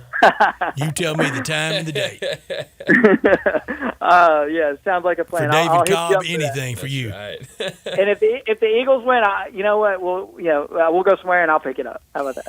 And no, you're never picking up. You can forget that. And today at Jason's Deli, guess what? I discovered their new sandwich, the Sicilian. Ooh. Unbelievable. Ooh. Okay. All right. I'm gonna jot that down in the memory there. We'll make it happen. You got it, David. Have a great week. Thanks, David. Okay. Thanks, guys. Thank you, man. David Cobb joining us, talking some college basketball, and our first Chiefs picker for the one Super Bowl. Philly, one KC. I was about to say he's only the second, so it's not like it's crazy or anything, but he is the first. I'll be the last, hopefully, but we will go last on Friday. As long as I'm the last picker, I guess I'll be the last one. I'm ready. I'm not picking the Eagles. I mean, I'll over my dead body. Well, I pick the Eagles. I'm picking the Eagles, and it's just a matter of how big. Ooh, you've been saying that. You ever since last week, you've been saying that. So only thing with, am I brave enough to go just route? And we're out of our run of great Super Bowls. Yeah, well, I hope we're not, because they've been really good. I hope it continues. Going back real quick before we get to another break, going back to the Arkansas win over Kentucky, maybe the funniest thing from the weekend. But did you see some of the former Kentucky players, prominently Reed Sheppard, as he walked in for his game for the Rockets, wearing an Arkansas shirt and Kentucky shorts? And he's caught it over it. He's caught it, I mean, as much as he can over it. And, Brian, it wasn't that just too rich? Because remember, a year ago, and even later than a year ago, as we got into late March, the Kentucky fans just convinced, we could go out and make him a deal. That's right. And keep him for 1 year. Yeah. Crazy talk. No. He wasn't turning his back on NBA money and getting the clock going for anybody. No. But, in-state player. He's the prototype that we're going to make a deal that'll set him up for the rest of his life, and he's going to stay at Big Blue Nation. He loved you so much, he had on the other team's gear. That's right. That's right. He put on the Arkansas shirt and some old Kentucky pants or some old Kentucky shorts. That is tough when that coach leaves the place. Yeah, I mean, I'm not going to call names, but there's a prominent Arkansas player that after Houston took the Ole Miss job, he was going to transfer. Yeah. I mean, we're going to do it. Yeah. And Houston Nutt said, I'll never sign your acceptance here, ever. Wow. He said, you're from there. Yeah. You've got 2 more years there. You're going to want to live and work there the rest of your life. Sure. I will never accept you, sign the papers for you to come here. Wow. And so he didn't. That player went on to stardom and is now living and working prominently in Arkansas, and it was really sound advice. Wow. And he would have started first snap for Houston at Ole Miss. Wow. How about that? Might have been the same thing here, but Cal would have taken him. Cal a second. Cal would have taken him. There wouldn't have been any conversation about it. That would have been gold, is if Kentucky did all that talk of, we can make a deal for him, They make the deal for him, then Cal gets out of town, and he goes with him. Yeah. Reed Sheppard goes to Arkansas and gets a bigger deal with him at Arkansas. He was going NBA. That Kentucky hubris was just amazing. Of course, they are eat up in it. Oh, yeah, and that was the thing. Whether you love Cal, hate Cal, anything, him with a bad Arkansas team going into Kentucky and winning that game, funniest thing I've seen in a really long time. It was, and it wasn't directed at Mark Pope, and it didn't really resonate. But there were boos at when that final seconds were ticking down. Oh yeah, Erupt. Yeah, there definitely were. It was quite a hostile. I think it was environment. frustration boos. I think it was. I definitely think it was. But let's go ahead and get to another break. When we come back, got to talk about the Grizzlies and what they did last night. A national television win over the Milwaukee Bucks, and they turn right around and get back into action tonight at home against San Antonio. So let's get to a break. When we come back, we're talking Grizzlies. We are real sports talk.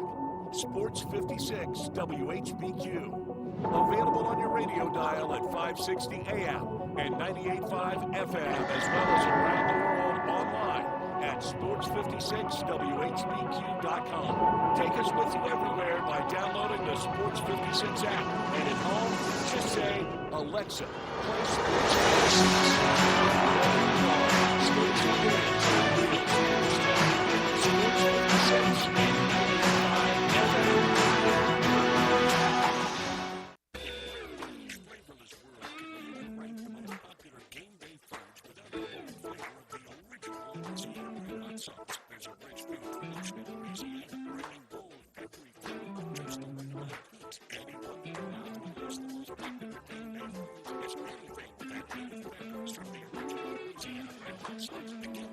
Stay tuned in to Real Sports Talk.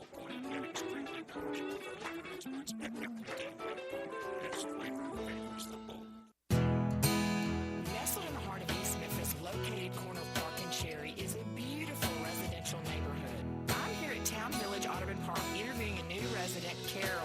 Share with us why you chose Town Village. Well, if your parents or special friends need to make that big move, let me share with you my experience. It was tough from everyone home, but then I discovered Town Village. I would like to highly recommend Town Village to you and your loved ones. After looking at all the amenities and meeting all the people and staff, I was hooked. From restaurant, bistro, 3 meals per day, housekeeping, transportation, security, health care, physical therapy, exercise room, and even a heated pool and spa. Come see us and make your new home at Town Village. Visit us and call Daniel at Town Village Audubon Park at 901-374-7342. There's no place like home, Town Village.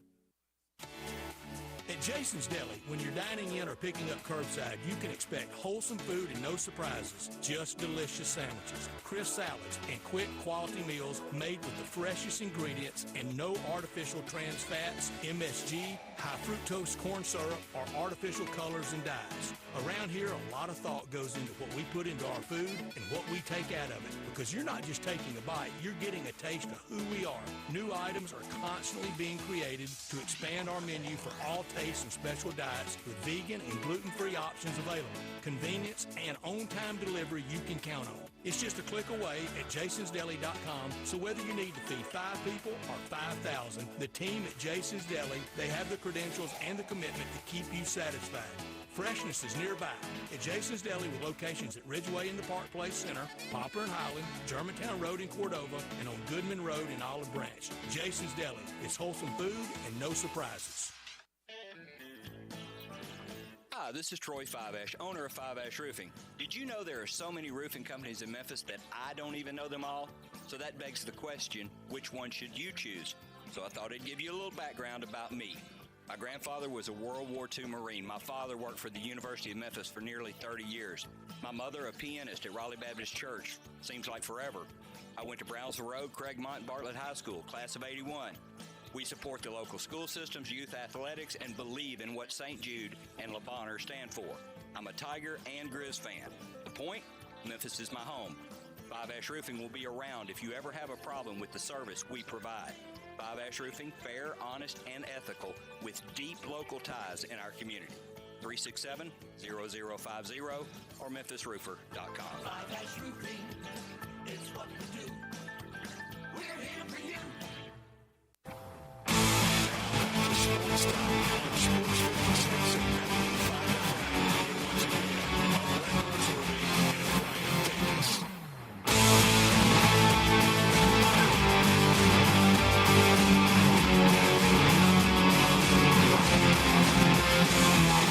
Welcome back into Sports Time. Bryant and Brett with you in our Family Leisure Studios. And we got to talk some Grizzlies.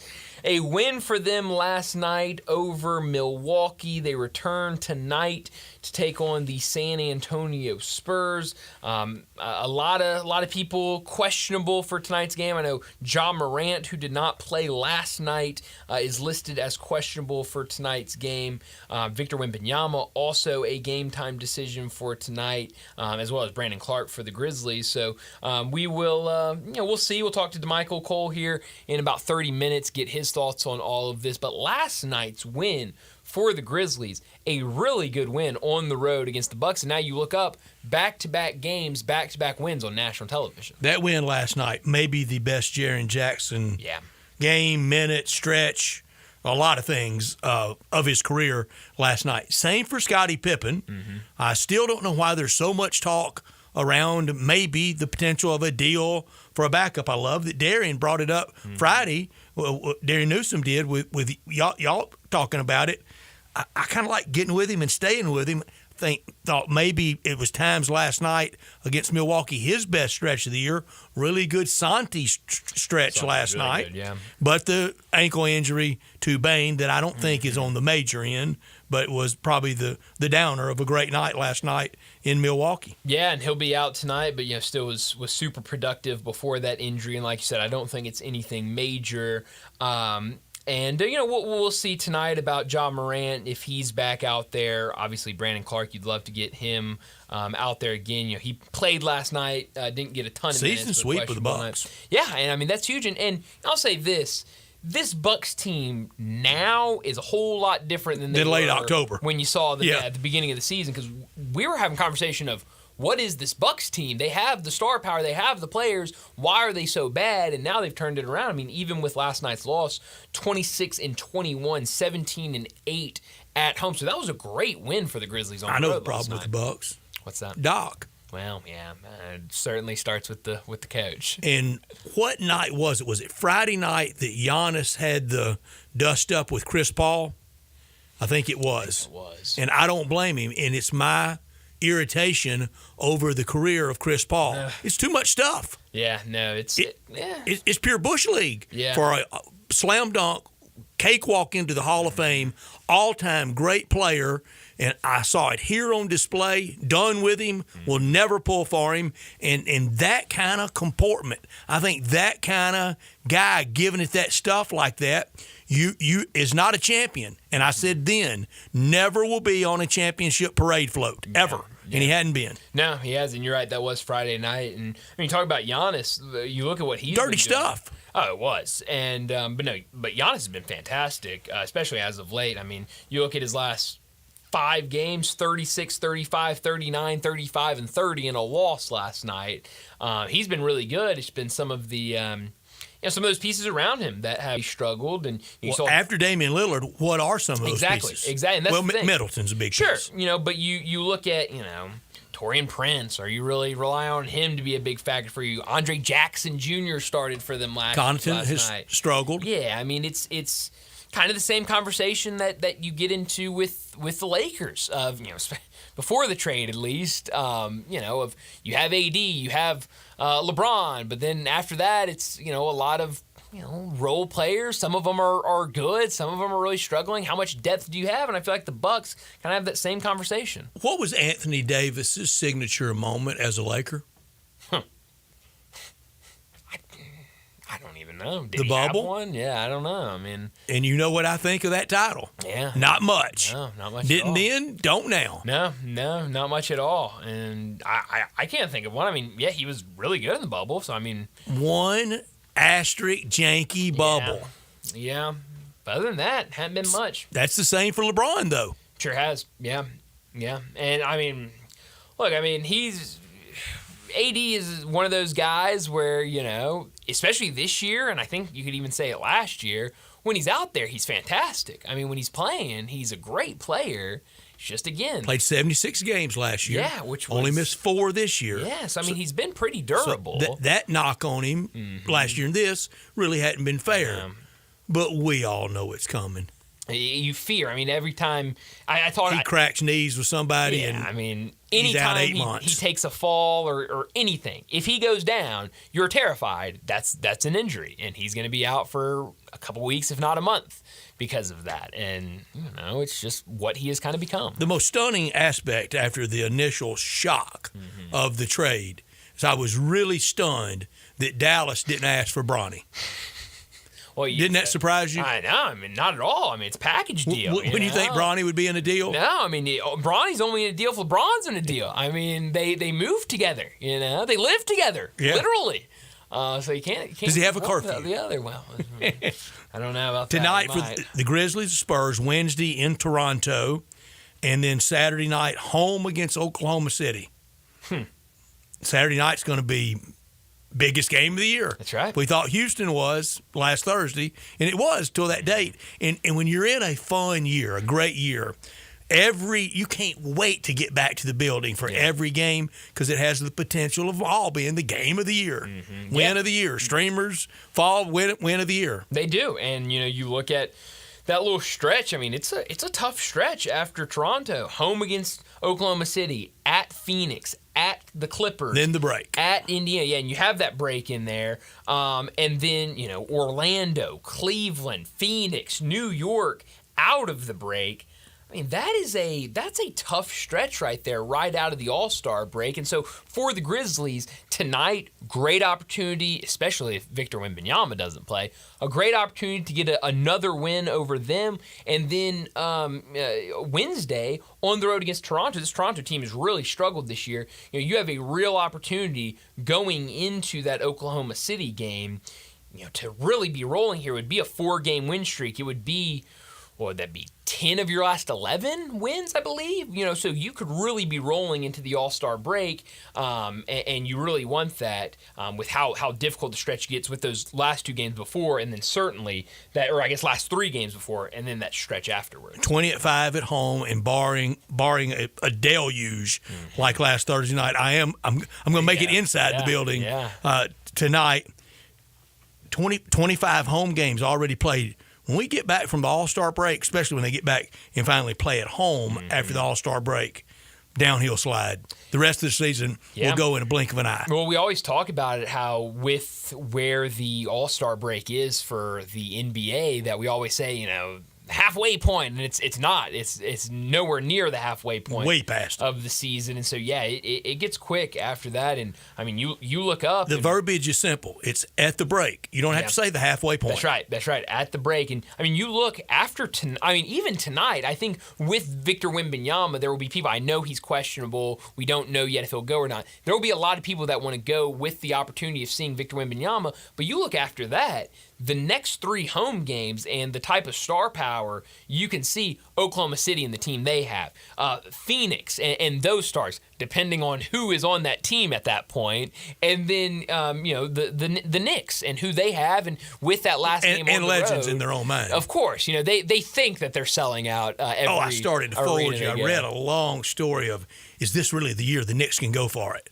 How many of those have been written over 52 years? Oh, man. No, it seems like every offseason that story is written. But, no, it's going to be fun tonight to see this team. And, again, we don't know. I know last night I got to see I watched some of the game. I listened to the end of it because I was driving to go watch, I don't even know what you call it, beer league hockey, I guess would be the name for it. So I was listening to the end of the game, but I know, and I did not see this. I heard it, or I saw it on Twitter. Our friend Matt Infield tweeted about it, but Jorge Sedano last night reporting on ESPN about Ja Morant's injury, and that he could not lift his arm above his shoulder, but that the Grizzlies were optimistic and thought that he would be able to return at some point this week. Now we see the status report with Ja Morant listed as questionable. So it looks like Ja Morant will go out there, give it a go, see how things go leading up to the game, and I guess there is a chance that we see him tonight. Maybe so. Yeah. The Score. Do you have that app? I do have that. Great app. Great Twitter feed as well. Yeah. Are you at it? I've seen it. I don't know if I follow them or not. Ask a poll question today. Okay. I'm trying to get to it. With the acquisition of Luka Doncic, coupled with Bronny James, is that the future of the Lake Show? I got to go vote on that. I'm sorry, it wasn't a poll. That was it was just a the question. future of the Lakers, Bronny and Luka. The response is the very first one. Please, just tell me you're posting this simply for engagement purposes and not being serious that Bronny James is the future of the Lakers. Well, that's what I saw after the kind of the initial of is Shams hacked? Is Shams not hacked? And everyone was saying, well, if Shams was hacked, you have to put Bronny James in the trade somewhere. You have to make a point to put Bronny James in the trade. But yeah, I mean, look at Luka and Bronny future. I love it. I saw a funny reply. They were joking, of course, that this is proof that Woj is dead. That's right. A lot of people wondering, Woj is dead. What was Woj doing? Yeah. I mean, I'm sure getting great sleep. Writing game notes at St. Bonnie. Not having to worry about one of the biggest trades we've seen in the last however many years. He can just relax and enjoy his St. Bonaventure basketball. And I hope he is. I know he is. Enjoy the good life. St. Bonaventure, they were playing good basketball this year. I'm sure he's having a blast. True or false? St. Bonnie ever been to a Final Four? Landon? False. True or false? He said false. I'm saying true. Landon wins. Very true. Dadgummit. I should have gone true. That's on me. Feels like a lot of those Saints have been. St. John's. Well, a lot of those. When you have the Saints on your side, I mean, you feel pretty good. Where can you go about wrong? it. Exactly. Well, let's go ahead, get to another break, and when we return, it'll be time for Big Number of the Day.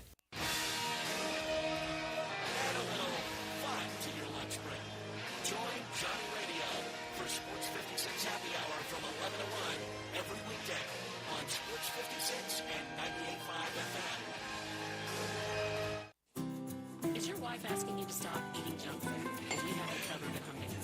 It's quick, it's healthy, and most important, it tastes amazing. Many choices from salmon salad to rainbow trout and grilled asparagus. Come visit us for lunch at Humdinger, 6300 Poplar Avenue. So good, Coach Penny eats with us weekly. Don't forget, Humdinger's offers full-service catering for weddings, social events, or your corporate lunches. You can call 901-260-8292 to find out more. William is one of millions of Americans who uses GoodRx to save on the cost of their prescriptions. My oldest daughter, Camilla, 2 days old, she had to have open heart surgery. All of a sudden, she's on 5 different medications. It adds up at the end of the month. Me and the pharmacist got so tight. She said, GoodRx saved me a lot of money. Saved me that extra $200-300 a month. We're able to do all these extra activities, so it puts less stress on our household, and it puts less stress on our pockets. Download the free app or visit GoodRx.com and start saving today. GoodRx are compensated for their time. GoodRx is not insurance, but can be used instead of insurance. Hi, this is Troy Five Ash, owner of Five Ash Roofing. Did you know there are so many roofing companies in Memphis that I don't even know them all? So that begs the question, which one should you choose? So I thought I'd give you a little background about me. My grandfather was a World War II Marine. My father worked for the University of Memphis for nearly 30 years. My mother, a pianist at Raleigh Baptist Church. Seems like forever. I went to Brownsville Road, Craigmont, and Bartlett High School, class of 81. We support the local school systems, youth athletics, and believe in what St. Jude and Le Bonheur stand for. I'm a Tiger and Grizz fan. The point? Memphis is my home. Five Ash Roofing will be around if you ever have a problem with the service we provide. Five Ash Roofing, fair, honest, and ethical, with deep local ties in our community. 367-0050 or memphisroofer.com. Five Ash Roofing is what we do. We're here for you. Since 1948, in the alley, the Rendezvous. I'm with John Vargas. John, what's going on in the Rendezvous? Brett, after 76 years, we've decided to expand our product line. Anyone who's tasted our ribs is familiar with our vinegar base. It's now available in the 32-ounce jar. It's so good to base or marinate all meats. I even put a little bit on turnip greens. Something we've been using at the restaurant or in our house has been the Greek seasoning. My father was a cook, but my mother was a chef. And she was the one that put Greek seasoning on everything from a Mediterranean diet to steak. My mom used it on soup, salad, veggies, fish, any meat. It's a great seasoning and a flavor enhancer. My brother Nick figured out salt and pepper is more than just McCormick's and Morton's. He's come up with the perfect blend we use to coat our shoulders and our brisket, and he used to make it for his friends as Christmas gifts, and they loved it. All these products are available at Rendezvous or online for shipping as gifts and in many grocery stores. And if they're not in your favorite grocery store, ask your grocer to stock it. A beloved family of berries, still going strong since 1948. Rendezvous. Sometimes you just want to make it fast, like the fun that comes from a quick and nimble 2024 Honda CB500F. This amazing style streetlights to narrow 471cc twin, along with sleek TA's blade, dual disc front brakes, and standard ABS, all running for cars. Find fun in all white Lexus 2024 Honda CB500F, available up to $756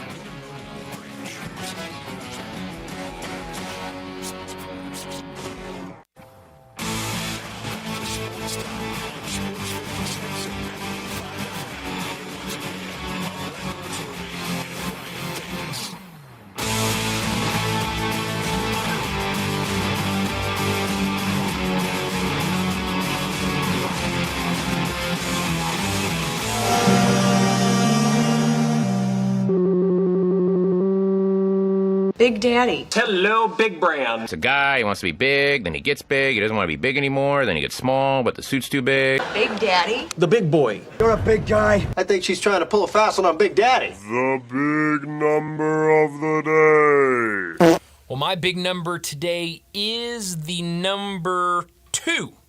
There have been 2 mid-season trades in NBA history involving 2 players who were averaging 24 or more points per game that season at the time of the trade. The only 2 that have ever happened in NBA history were both reported within the last 24 hours. When this was reported, it's now 72 hours, but they were in 24 hours of each other. The trade involving Anthony Davis and Luka Doncic, both averaging over 24 points per game.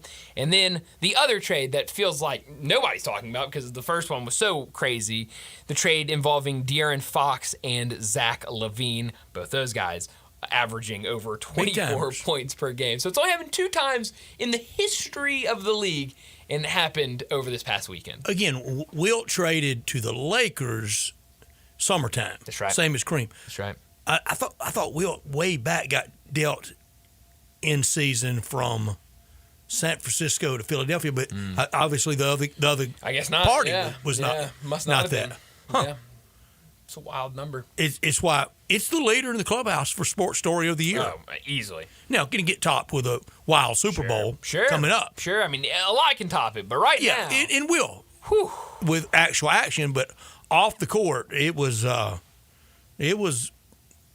cracking. I mean, it was insane. And then again, like if that trade doesn't happen, we come in today going, wow. The Bulls Fox actually LaVine, big. traded Zach LaVine. De'Aaron Fox got out and got to his destination of San Antonio, but because that was so Golden big. State reportedly, by the score, calling every single team and inquiring about every single star. Yeah. So that means they've called Memphis and said, what about Ja? What about Jerry? Yeah. Probably got hung up on. Yeah. I saw another report talking about... Good morning, Memphis Grizzlies. Interested in Ja and Jerry? Click. Right, yeah. I saw another report involving the Grizzlies that, and a lot of reporting obviously done on Jimmy Butler, but that the Grizzlies have kind of, tapped in, just, hey, what's going on over there? But that Miami, in response, said, we'd love to trade you Jimmy Butler, give us Jalen Wells and Gigi Jackson, and the Grizzlies hung the phone up on him. We're not giving you our young guys. Are you crazy? Both those guys have been playing great. One of them's just coming back. The other has been the story of the year. I'm team set still. I am too. I won't be surprised if they make kind of on the edges type of trade, something like we saw last year. I don't know how much I'm even for that. I wouldn't mind, with a John Conchar, or just somebody like that. Even maybe a Marcus Smart, I probably wouldn't be too upset about. But I'm definitely with you. I would be way more in favor of them doing nothing than doing something anywhere near major. My big number, Super Bowl related, the number is 11. Patriots with the most Super Bowl appearances all time with 11. Broncos, Dallas, San Francisco, Pittsburgh, all with 8. Kansas City, this makes 7 for them. At least one more with Patrick Mahomes the rest of his career. You got to imagine. Well, one more gets them to 8, 2 more gets them to 9, and they would be in second place. Wow. Philly, 5th with Miami, the Giants, Green Bay, the Raiders, Rams, and Washington with 5 Super Bowl appearances. Yeah. It's gonna be this week's gonna be fun. The whole build up to the to the Super Bowl is always a lot of fun, and it's gonna be fun to see all of the comments and everything come out. I saw that one of the 2 teams staying at the Marriott on Canal. That everybody that's ever been to New Orleans has stayed at the Marriott on Canal. Right passage. The other team is staying at the Hilton by Caesars. That if you didn't stay at the Marriott from here, you stayed at that Hilton that has that great Dragos inside it. That's funny. Yeah, I don't know which one I stayed in when I was there in 2003. Oh, you were at the Marriott. That's where all the Tigers and the big post game party. That had to be. That Tommy West said probably the moment of his coaching career, walking back in there as bowl champions. That's awesome. I had a buddy that went down there. He was down there this past weekend. Went down there Thursday for Tigers and Tulane, and then stayed the weekend. And he was telling me that getting all the stuff set up for Super Bowl week, and he said it was a busy week and busy weekend, and had a good time down there. A lot of the Mardi Gras festivities have kicked off. I don't think he got into much Mardi Gras. I think he was busy with casual observer. I think he was observing something. I think with a couple drinks in his hands. I don't think he did much Mardi Gras. That Marriott on Canal, whew.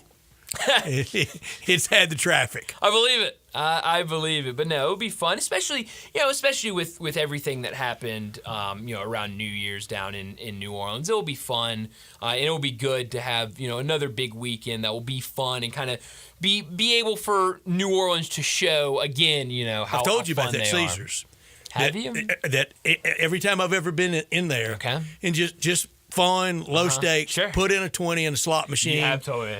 Never hit a cherry. Nothing. Never been a hit.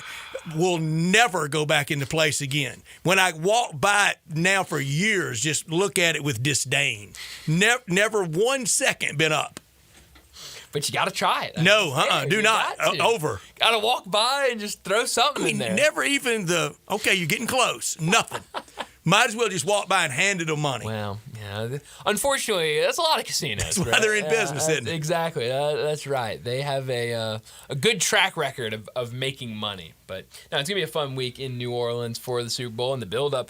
It started today, and it's only going to get bigger as we get closer to all the action on Sunday. And we'll have all the action. I know we have a whole week to promote it, but right here on Sports 56, we will have complete action on Sunday. I think Super Bowl coverage starts like in 10 minutes. That's right, for yes. Sunday. And then it just goes all the way through the game. So we'll have it all. But let's go ahead and get to another break. And when we return, we're talking some more Grizzlies with DeMichael Cole.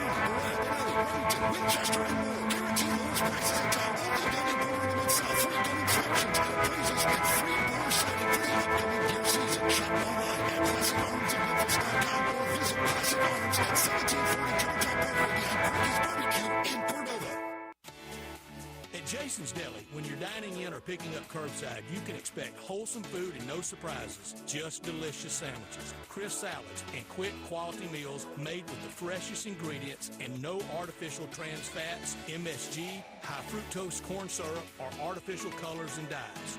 Around here, a lot of thought goes into what we put into our food and what we take out of it, because you're not just taking a bite, you're getting a taste of who we are. New items are constantly being created to expand our menu for all tastes and special diets with vegan and gluten-free options available. Convenience and on-time delivery you can count on. It's just a click away at jasonsdeli.com, so whether you need to feed 5 people or 5,000, the team at Jason's Deli, they have the credentials and the commitment to keep you satisfied.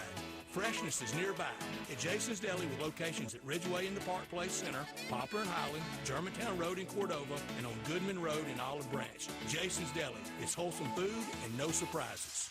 Since 1948, in the alley, the Rendezvous. I'm with John Vargas. John, what's going on in the Rendezvous? Brett, after 76 years, we've decided to expand our product line. Anyone who's tasted our ribs is familiar with our vinegar base. It's now available in a 32-ounce jar. It's so good to base or marinate all meats. I even put a little bit on turnip greens. Something we've been using at the restaurant or in our house has been the Greek seasoning. My father was a cook, but my mother was a chef. And she was the one that put Greek seasoning on everything from a Mediterranean diet or steak. My mom used it on soup, salad, veggies, fish, any meat. It's a great seasoning and a flavor enhancer. My brother Nick figured out salt and pepper is more than just McCormick's and Morton's. He's come up with a perfect blend we use to coat our shoulders and our brisket, and he used to make it for his friends as Christmas gifts, and they loved it. All these products are available at Rendezvous. They're online for shipping as gifts and in many grocery stores. And if they're not in your favorite grocery store, ask your grocer to stock it. A beloved family affair is still going strong since 1948. Rendezvous. Hi, this is Troy Five-Ash, owner of Five-Ash Roofing. Did you know there are so many roofing companies in Memphis that I don't even know them all? So that begs the question, which one should you choose? So I thought I'd give you a little background about me. My grandfather was a World War II Marine. My father worked for the University of Memphis for nearly 30 years. My mother, a pianist at Raleigh Baptist Church. Seems like forever. I went to Brownsville Road, Craigmont, and Bartlett High School, class of 81. We support the local school systems, youth athletics, and believe in what St. Jude and Le Bonheur stand for. I'm a Tiger and Grizz fan. The point? Memphis is my home. Five-Ash Roofing will be around if you ever have a problem with the service we provide. Five-Ash Roofing, fair, honest, and ethical, with deep local ties in our community.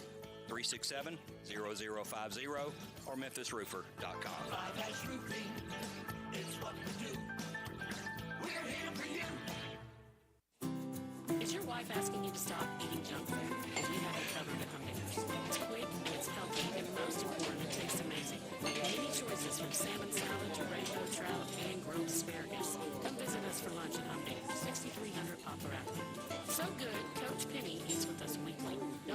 Company Dinners offers full-service catering for weddings, social events, or your corporate lunches. You can call 901-260-8292 to find out more. Sports 56 traffic. Good afternoon. It looks like a minor wreck moved over to the side, but it's just in a location where people are going to look at it as they drive by, and that's 240 going eastbound there at Mill Branch, where it's really heavy there in that location this time of the afternoon as you make your way down 240 from Mill Branch all the way to 385, getting onto Bill Morris Parkway going outbound. Weimer's Jewelry, 7525 Highway 64 is your Valentine's Day headquarters. I'm Commander Chuck with your on-time traffic.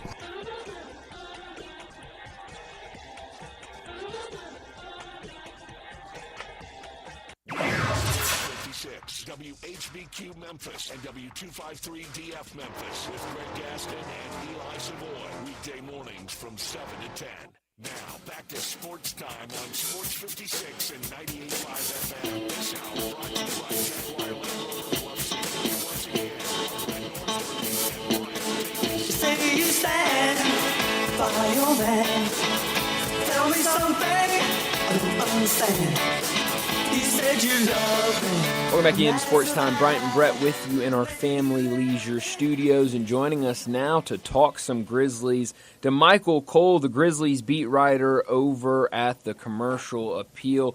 DeMichael, thanks so much for joining us. Start with what the Grizzlies did over the weekend, back-to-back wins on national television. Friday night, it was against the Rockets, and then Thursday night against the Rockets. Sunday, last night, against the Bucks. 2 wins. Let's start with that Rockets game.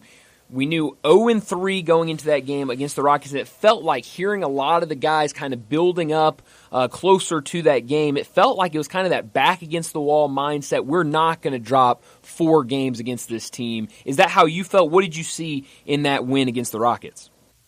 Yeah, man, they were passionate. They were pumped up after that one. One of the most energized moments of the season for the team. Yeah, it was. They didn't want to be denied going into the game. No one was shying away from it. They all were talking about, look, like, we don't want to be swept by this team. Like, we in regular season swept at least, but they approached that game with that mentality of, it's a regular season game, but we're not going to act like this is just some other regular season game. Pride comes into play, and you saw that expressed after the game. With Jaren Jackson Jr. showing emotion, Luke Kennard, who rarely, shows emotions to the level that he did, and of course Taylor Jenkins as well. Those guys were pumped up after that one. Taylor Jenkins may be one of the biggest flatliners in sports I've ever seen. I mean, he's even, and it's funny, Brett, because with this team, they're so like, you see Ja Morant dunking on people all the time, and the Grizzlies, over the last 5-6 years, they talk a lot of trash. They're in all these intense moments, and you look over there, everyone on the bench is like super pumped up, super hyped, and then you look at Taylor Jenkins, he's just locked in, like you can't tell. I think back to give you a good example when Jalen Wells, when we were in San Antonio, and he made that one-legged 3-pointer over Victor Wembanyama. Like, Jaren Jackson Jr. was like, look, when I'm on the floor, I stay locked in. I rarely smile or anything like that. He said that was one of the moments, like, he was smiling and running up the floor. Like, he took some time for that one. And then the whole bench, like, they went, the result was pretty much decided at that point. Like, the Grizzlies were up, like, double digits with, like, a minute or 2 left. And the whole bench was excited. And then Taylor Jenkins just, You couldn't tell if he liked it or if he was thinking, well, what's wrong? Why did you take that shot? Because he was just, like you say, he was just rock steady. And I like that. I like a leader like that. Bryant mentioned Thursday. It was very important. Then last night, playing against Giannis, playing there, kind of having to back up that Thursday night win and a chance mathematically, standings-wise, to move into the 2. They did, and down the stretch, maybe the best minutes of Jaren Jackson's basketball life. Man, he is, I'm telling you, anybody questioning if he's an all-star, it shouldn't be questioned. I mean, we're moving on to all NBA talks now. Right hand, left hand, jumpers, down low, driving. However, it's art. I call it art. Off the glass, net, all net. It was everything. Yeah, I call it art, Brett. I mean, it is. Look, the thing of this is how I look at the NBA. Like, everyone in the NBA, if you put them up against, your regular people, they can score, right? Everybody in the NBA can score. But when you get to the league, what these best athletes are really good at is they can take away whatever your go-to thing is. Okay, he likes to get to this shoulder. He likes to get to this spot on the floor. We're going to take that away. The best of the best scorers, they have counters. The Bucks tried to take away, Jaren Jackson Jr. Counter when he was facing up. Take away his spin move to get to his left hand. Okay, that's fine. He just went over his left shoulder, right hand hook shot a couple times. Okay, they want to pack the paint. You want to prevent him from, getting downhill and whatnot. Oh, no problem. I'll just hit a season high 7 3-pointers, mostly as a trailer, because his defender was sagging into the paint, basically daring him to shoot. So it's having counters. It's thinking the game through, and we talked about the reps last season being a big deal for him, kind of preparing him for this situation. But yeah, I mean, this is a guy who's 7 years in. He's kind of figured it out, and it's definitely one of the best developments for the Grizzlies this season. We know John Morant hasn't played the last couple games. Earlier today, Grizzlies PR put out that he's questionable for tonight's game. I know you'll learn more in a couple minutes when you talk to Coach, but what have you heard? What do you know about this right shoulder injury for John Morant? Yeah, it was kind of an aggravation of the AC joint sprain that he had, not to the same extent, but, it's one where, he kind of like, I think Roy Sedano said it on ESPN, talked about him not being able to put his shoulder, above, putting his arm above his shoulder. But what you're going to see today is, you mentioned he's questionable. So what you're going to see today is they're going to put him through some workouts and whatnot, and it's going to be a little expensive, and that'll determine like if he can play or not. Yeah, Sedano had me really scared. Yeah. No, it's short. I know the way he said it, but like, if you've had some soreness in your shoulder before, like one day you could be like, man, it's barely lifting up, and then as the day goes on, you start to get more and more mobility, and then a couple days go by, you're fine. Like I think it's more of that than something that's like, oh, this is something where they need to do MRIs, and it could potentially be anything, something even worse. After his report, I swear, I went right back to our guys on FanDuel Network because I didn't want to hear any foolishness. I wanted to go back to our comfortable guys. I feel that. I feel you. So we know tonight they'll see San Antonio. San Antonio made the trade that a lot of people thought they would make over the weekend, but you wrote. There was another trade this weekend? Yeah, there was another trade that nobody is really talking about because the other one was blocked the sun. But San Antonio, we know tonight, they made some moves. Grizzlies, what kind of moves could you envision, if any, that we'll see this week?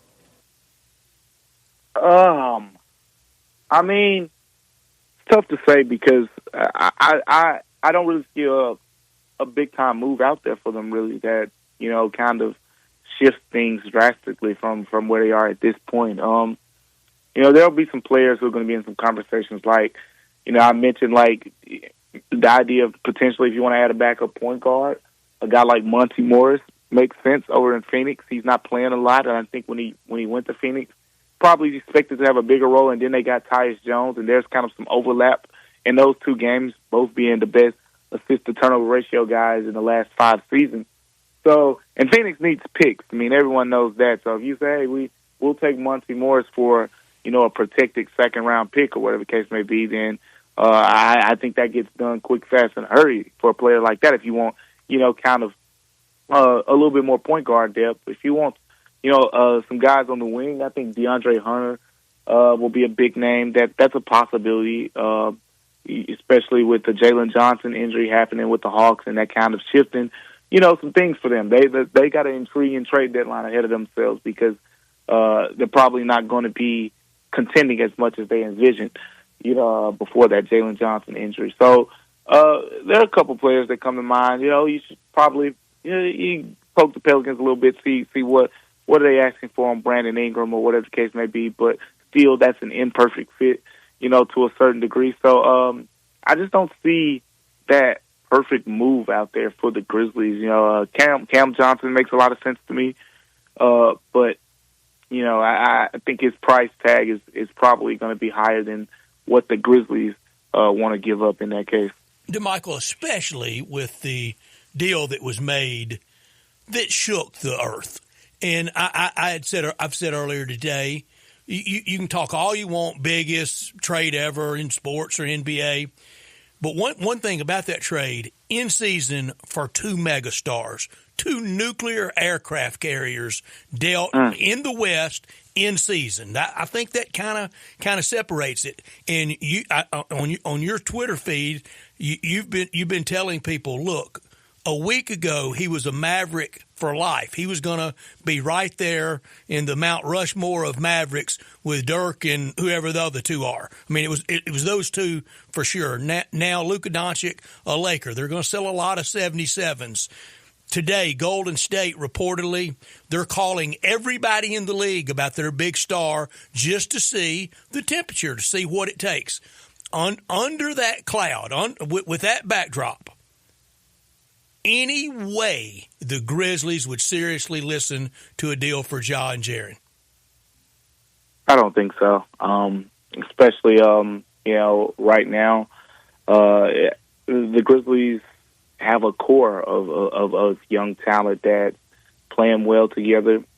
I don't think so. I think, that was, a rarity, and we saw, Jaren is similar in a situation where Nico, the GM for the Mavs essentially said that, they had to make some decisions kind of, and part of the decision was about Luka having that big contract, being eligible for that Supermax. $350. And Jaren Jackson Jr. is going to be Supermax eligible himself if he makes All-NBA, which right now he has a strong case for. So you have that entire situation playing out, but all signs indicate that the Grizzlies understand, like, look, if we want to play, we got to pay. And I haven't seen any inclinations that they won't do that. Going back to the status report for tonight's game against the Spurs, a lot of talk about Ja Morant obviously being questionable, but right under that, doubtful, Marcus Smart and Vince Williams Jr., both those guys have been listed as out for every game, now upgraded to doubtful. Where are we with both Marcus Smart and Vince Williams? Yeah, they're both getting close now. With Vince Williams, you remember the hope was for him to be back by the end of January, and then last week we said that, in minor setback, I guess you could say it like that. It was just something where the Grizzlies was like, no, actually he's not quite ready yet, but starting to ramp up. Same thing with Marcus Smart, starting to ramp up a little bit. So I think, if not Wednesday, you got a couple of days off before that game Saturday, which means they'll probably practice on that Friday.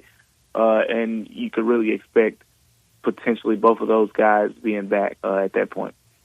What do you think inside? Well, that's hard to ask you. What do you think Grizzlies fandom? That's a better gauge for you. I was going to ask inside the organization, but I'll go fandom. What do you think the vote would be of ride it out, see what this group can do, or make a deal? Man, with the fans, they probably want to make a deal. People in the NBA live for the transactions. It just gets gets the people going in the NBA. So I think it's boring for a lot of people to say, oh, let's just stand pat and go with what we have. But I mean, for the most part, the Grizzlies are relying on younger players to do some of the things that they really need, and that's probably the only downside to that. Like, I feel like you have everything on the roster that you need to kind of make up, a championship contention window. Is everything as seasoned as you want it to be? No, that's the difference. Like, for example, I think you need multiple really efficient isolation scores, because when you get to the playoffs, teams are going to be switching everything. They're going to be physical, and you're going to have guys who can just take it off the dribble when things break down and be able to put the ball in the basket. Jaren Jackson Jr. can do that at a very high level. He's proven it over the last couple of seasons. The stats say Ja is not an above-average isolation scorer, but I throw the stats out the window. I know what my eyes have shown me, and my eyes have shown me that Ja Morant has made a bunch of big shots over the course of his career late in the game. So you got those two. And then G.G. Jackson has the potential to really be that other isolation scorer where clear out, everybody get out of the way. I'm about to go get us a basket when things are breaking down. But is he there right now? No, not necessarily. Like you see flashes of it. Like you saw him do the hop step, in the paint against the Bucks, and everybody's like, man, that's a good move. But you don't see it consistently yet. Same thing with the shooting, right? You got guys like Jalen Wells, contributing. You're going to have Vince Williams at some point, doing his thing. But consistency in a playoff series, you really usually can rely on veterans for more of that. So basically what I'm saying is they have everything, I think, from a makeup standpoint. At this point, it was just we feel like we want to rush the timeline a little bit. Let's go get another guy who can be a really good isolation scorer instead of, hoping that G.G. Jackson by this season or whatever the case may be can be that guy. Because I don't think that would be smart to bet on G.G. to be that guy at this point. But at the same time, I know he will be, at some point. So it just depends on how aggressive the Grizzlies want to play it, because that's why I don't think there's necessarily a trade that they have to make out there, because you talk about needing perimeter defenders. Got Jalen Wells. If you want to keep Marcus Smart around, you know he can do that. Vince Williams Jr., he gets healthy, he gets his feet, under him. He'll be able to do that. So you got guys on the roster that can fill in a lot of these places that the Grizzlies are hoping to get production going down the stretch. DeMichael, here's why I wouldn't want to ask that of G.G. Jackson right now, how young he is and early in his career. Kind of the football saying of you can wreck a young quarterback playing him too soon, asking too much of him too soon. We've seen confidence destroyed in quarterbacks, college and pro. I wouldn't want to ask him to do that right now and take the chance of impeding his maturation and kind of blowing it this early for him. I agree, but Gigi wants to play. Yeah. Like he wants to play, and well, they all do until they get the scar tissue if it doesn't work well. Yeah. I'm with you. Look, and quite frankly, I think that that's where you entertain the idea of the trade and say, hey, let's go get a more established wing who's been there, done that, maybe as a rental or whatever the case may be, because we'll have G.G. Jackson for the long term. But there are going to be some tough rotation decisions that need to be made really soon. You can make an argument that G.G. isn't in that preferred 9-10 man rotation when everyone is kind of a little bit healthier. Going back to what the fan base would want, it seems like a good portion of the fan base would like Marcus Smart traded. It feels like you look on social media, there's the stats about how little he's played. There's the conspiracy theories about the Grizzlies are holding him out intentionally with the quote-unquote injury so that he doesn't get injured. Yeah, I say that jokingly. He's not, they want him to get traded so they don't want him out there. Do you think that people will, or some part of the fan base will be a little disappointed, a little upset if they don't trade Marcus Smart at the trade deadline? Probably so. I mean, that's how fans roll, man. It's definitely going to be some of that. Yeah, it is. But at the same time, you guys have followed the Grizzlies for a while, and I say this all the time. Like when it comes to them, their big splash moves, so to speak, mostly come in the off season. That's right. And when you think of Marcus Smart's trade value, his situation, I think there's a potential if he gets some. He gets an opportunity here after the trade deadline. You're going to have him on an expiring contract, which is always, a good when you're trying to, get some room or whatever the case may be. You're going to have him on an expiring contract that's going to be paying him over $20 million. So you're going to have over a $20 million cap hit to dangle in some trades and potentially get some very valuable pieces. Yeah. I think it's much more realistic or much more possible that he's traded then, but I wouldn't be surprised at all if he's traded at the deadline. But I just think, from what we know about the Grizzlies, it probably makes more sense that they'll eventually make that move come the offseason. The two big trade teams, Dallas and the Lakers, who would you least like to run into in the playoffs? Dallas. I think when you look at the Lakers, I was trying to put a Grizzlies twist on this deal, and I said, when you look at the Lakers in this trade, it wasn't LeBron James who was really destroying the Grizzlies, even though he's LeBron James. You know, he had his moments. Don't get me wrong, but Anthony Davis they couldn't do anything with him. Like, in that playoff series, if you look at the 3 times the Grizzlies have played the Lakers this season, the 2 wins for the Lakers, Anthony Davis played. The 1 win for the Grizzlies, Anthony Davis did not play. So he is, in my mind, was the game changer, was the needle mover in those Grizzlies-Lakers matchups when we were saying, man, how can the Grizzlies beat these guys? When he wasn't on the floor, Jaren Jackson Jr. has his way. LeBron can't guard him. Jackson Hayes can't guard him. None of those other smaller guys could guard him. So they got Luka, which is, one of the best scorers we've seen in the last 10, 20 years of basketball since he's come to the league. But at the same time, I think from an offensive standpoint, the Grizzlies, with the way they like to get to the rim and attack the paint, unless the Lakers got some other moves up their sleeves for some type of rim protecting center, Memphis isn't too worried about them. Whereas with the Mavs, that defense is going to be downright nasty. You got Kyrie, and then after that, you got Klay Thompson, P.J. Washington. You're going to throw Anthony Davis at the 4, and then Derek Lively when he's healthy, Daniel Gafford until then. You got, a lot of size, and we know the Grizzlies, some of the teams that they struggle with, like they struggle with size or whatever the case may be. So that could be a tough matchup. I could foresee that being one that, they have to kind of reach back and, kind of dig deep to beat them. Yeah, you're right. That defense, a lot of length, a lot of size, a lot of physicality on that defense. 2 more quick things for you, DeMichael. First, tonight's Grizzlies game against San Antonio. What do you expect to see tonight? I know you had the back-to-back earlier, about a month ago, down in San Antonio. Grizzlies won both of those games. What do you expect tonight? I think it's an opportunity for the Grizzlies to win here, but I mean the availability of some of the key players is going to be important. If Ja plays, that's a big development because you can have Ja Morant and Luke Kennard as your backcourt with Desmond Bane being out. But if Ja doesn't play and Desmond Bane's out, you're probably starting Scotty and Luke Kennard, and it's going to be a heavy dose of Jaren Jackson Jr. But they got Victor Wembanyama, who's also questionable. Like, it's just too many moving pieces to really know what's going to happen in this game. But at the end of the day, the Grizzlies have depth, right? So, I'm going to still lean in their direction a little bit. But, once we find out if Victor Wembanyama and Ja's playing, I think those two kind of really factor into what's going to happen. For sure. All right, DeMichael, it's Super Bowl week, so we're getting predictions from all of our guests. Who do you have this weekend in the Super Bowl? And a score.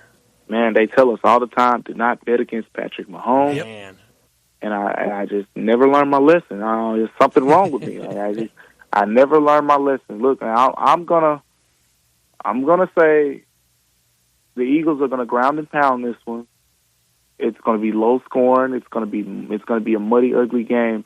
But the Eagles have this ball control offense where I think they have a bunch of. They got an athletic linebacker in Zach Bond. You could put him on Travis Kelce in stretches. They got a bunch of corners that can really ball out. Darius Slay, Quinion Mitchell, Cooper DeJean. Like, this team has the makeup at every level to beat the Chiefs. Been there?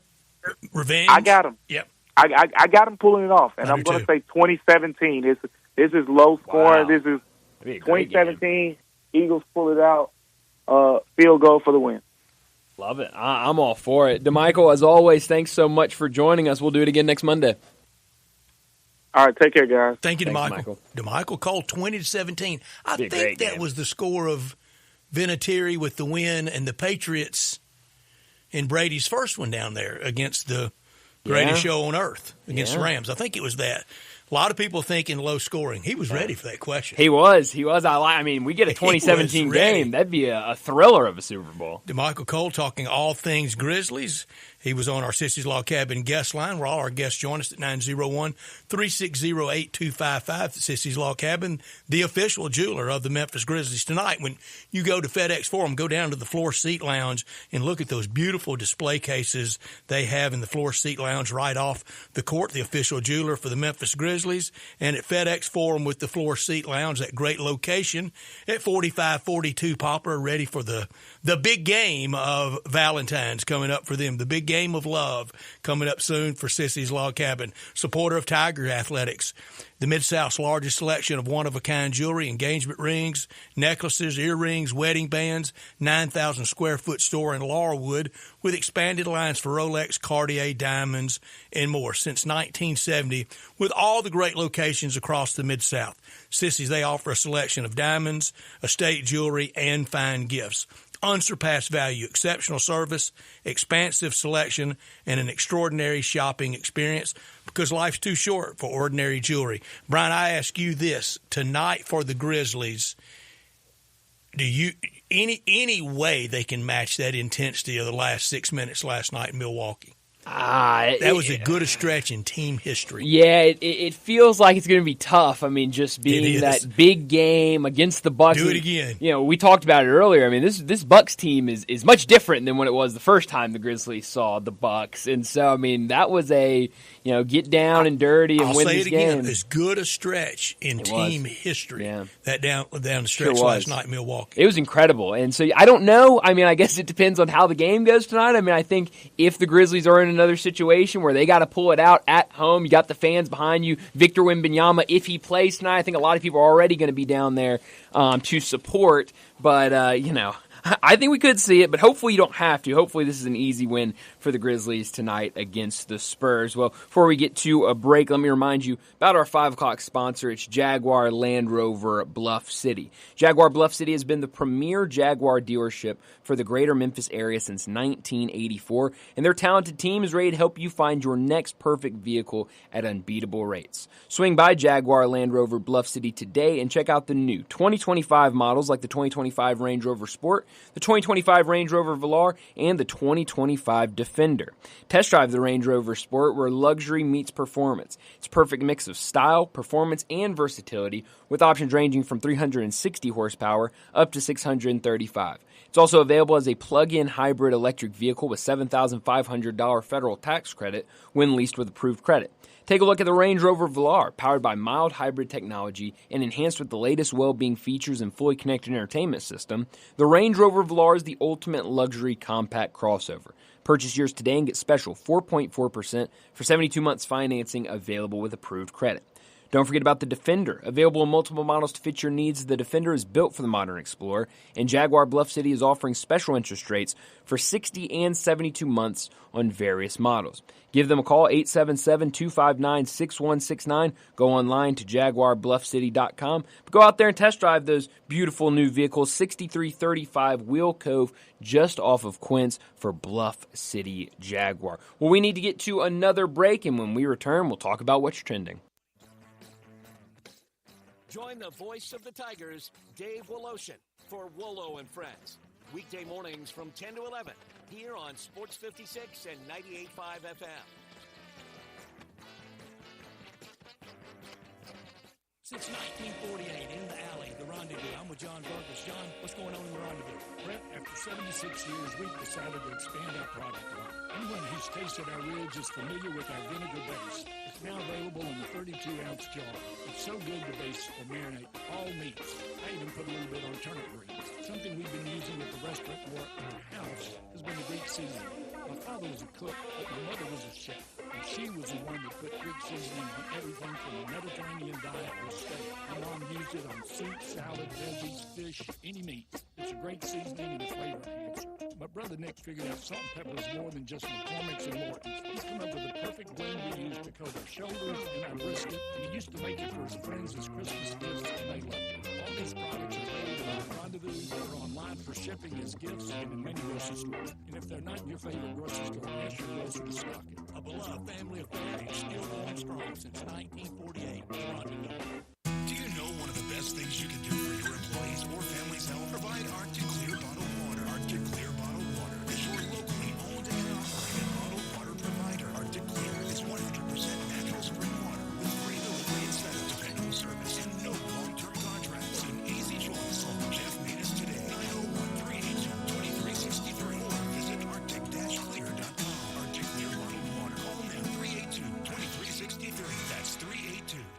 96.3. Online radio show is back on WHBQ Sports 56 and 98.5 FM. Every Monday night at 6, hear the latest news on your Ole Miss Rebels with Nancy Porter with 24/7 Sports. Your Ole Miss defensive tackle Mike Fitzsimmons, Gordon Moore covering SEC sports ball, and former Ole Miss baseball announcer Gary Garvey. From kickoff to first throw to extra innings, your Ole Miss sports on the Rebel Yell Hotline show right here Monday night at 6 on Sports 56, 560 AM and 98.5 FM. Your Mid-South Sports Station. Sports 56 traffic. Good afternoon. We had that earlier crash on 240 eastbound at Mill Branch, where it's really busy over there this time of the afternoon as you continue down 240 getting on to 385. Starting to crank up over here like it normally does on 40 eastbound at Sycamore View Road as you make that drive out past Germantown Parkway, continuing out towards Fayette County. Weimer's Jewelry, 7525 Highway 64 is your Valentine's Day headquarters. I'm Commander Chuck with your on-time traffic.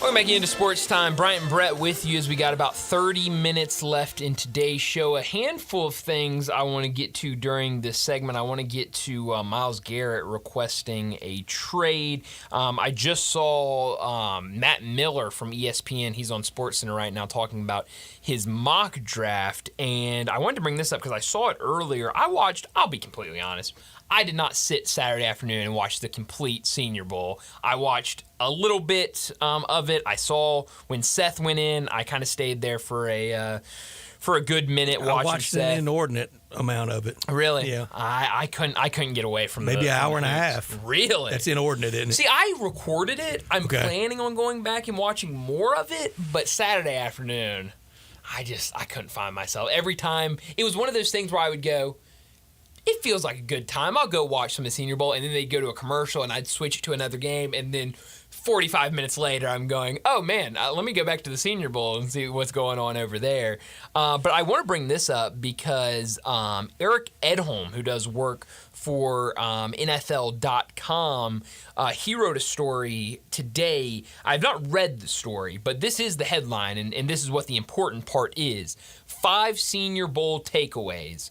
Quarterback Seth Hennigan, Riley Leonard impress. It really feels like, and we'll talk to Bo Marchant tomorrow afternoon, and we'll get his thoughts. He was down there in Mobile last week. It really feels like from what happened during the week at practices to the Senior Bowl and throwing the game-winning pass, the game-winning touchdown pass, it really feels like Seth Hennigan had a really, really good week down there. What's the draft talk, the number around it? I don't know. I haven't seen – I was trying to look for that today. I saw a couple of mock drafts that have come out since then, kind of the whole after Senior Bowl mock draft, but they were only 2 rounds is what I was really seeing, and so obviously nothing there. You're seeing a little more all the way through drafts, Right. but you're right.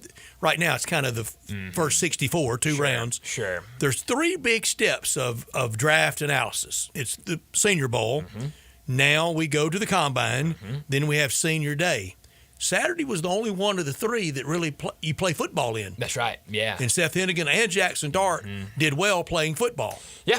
I think playing football is real key to playing football. It's playing football, yes. And so, it was good that both those guys had good 3-cone shuttle. Oh, man. That's what really matters. Measurables, how big that hand is. I mean, that's what's important, Brett. That is. And another thing that went into that touchdown pass from Seth Hennigan was who caught it.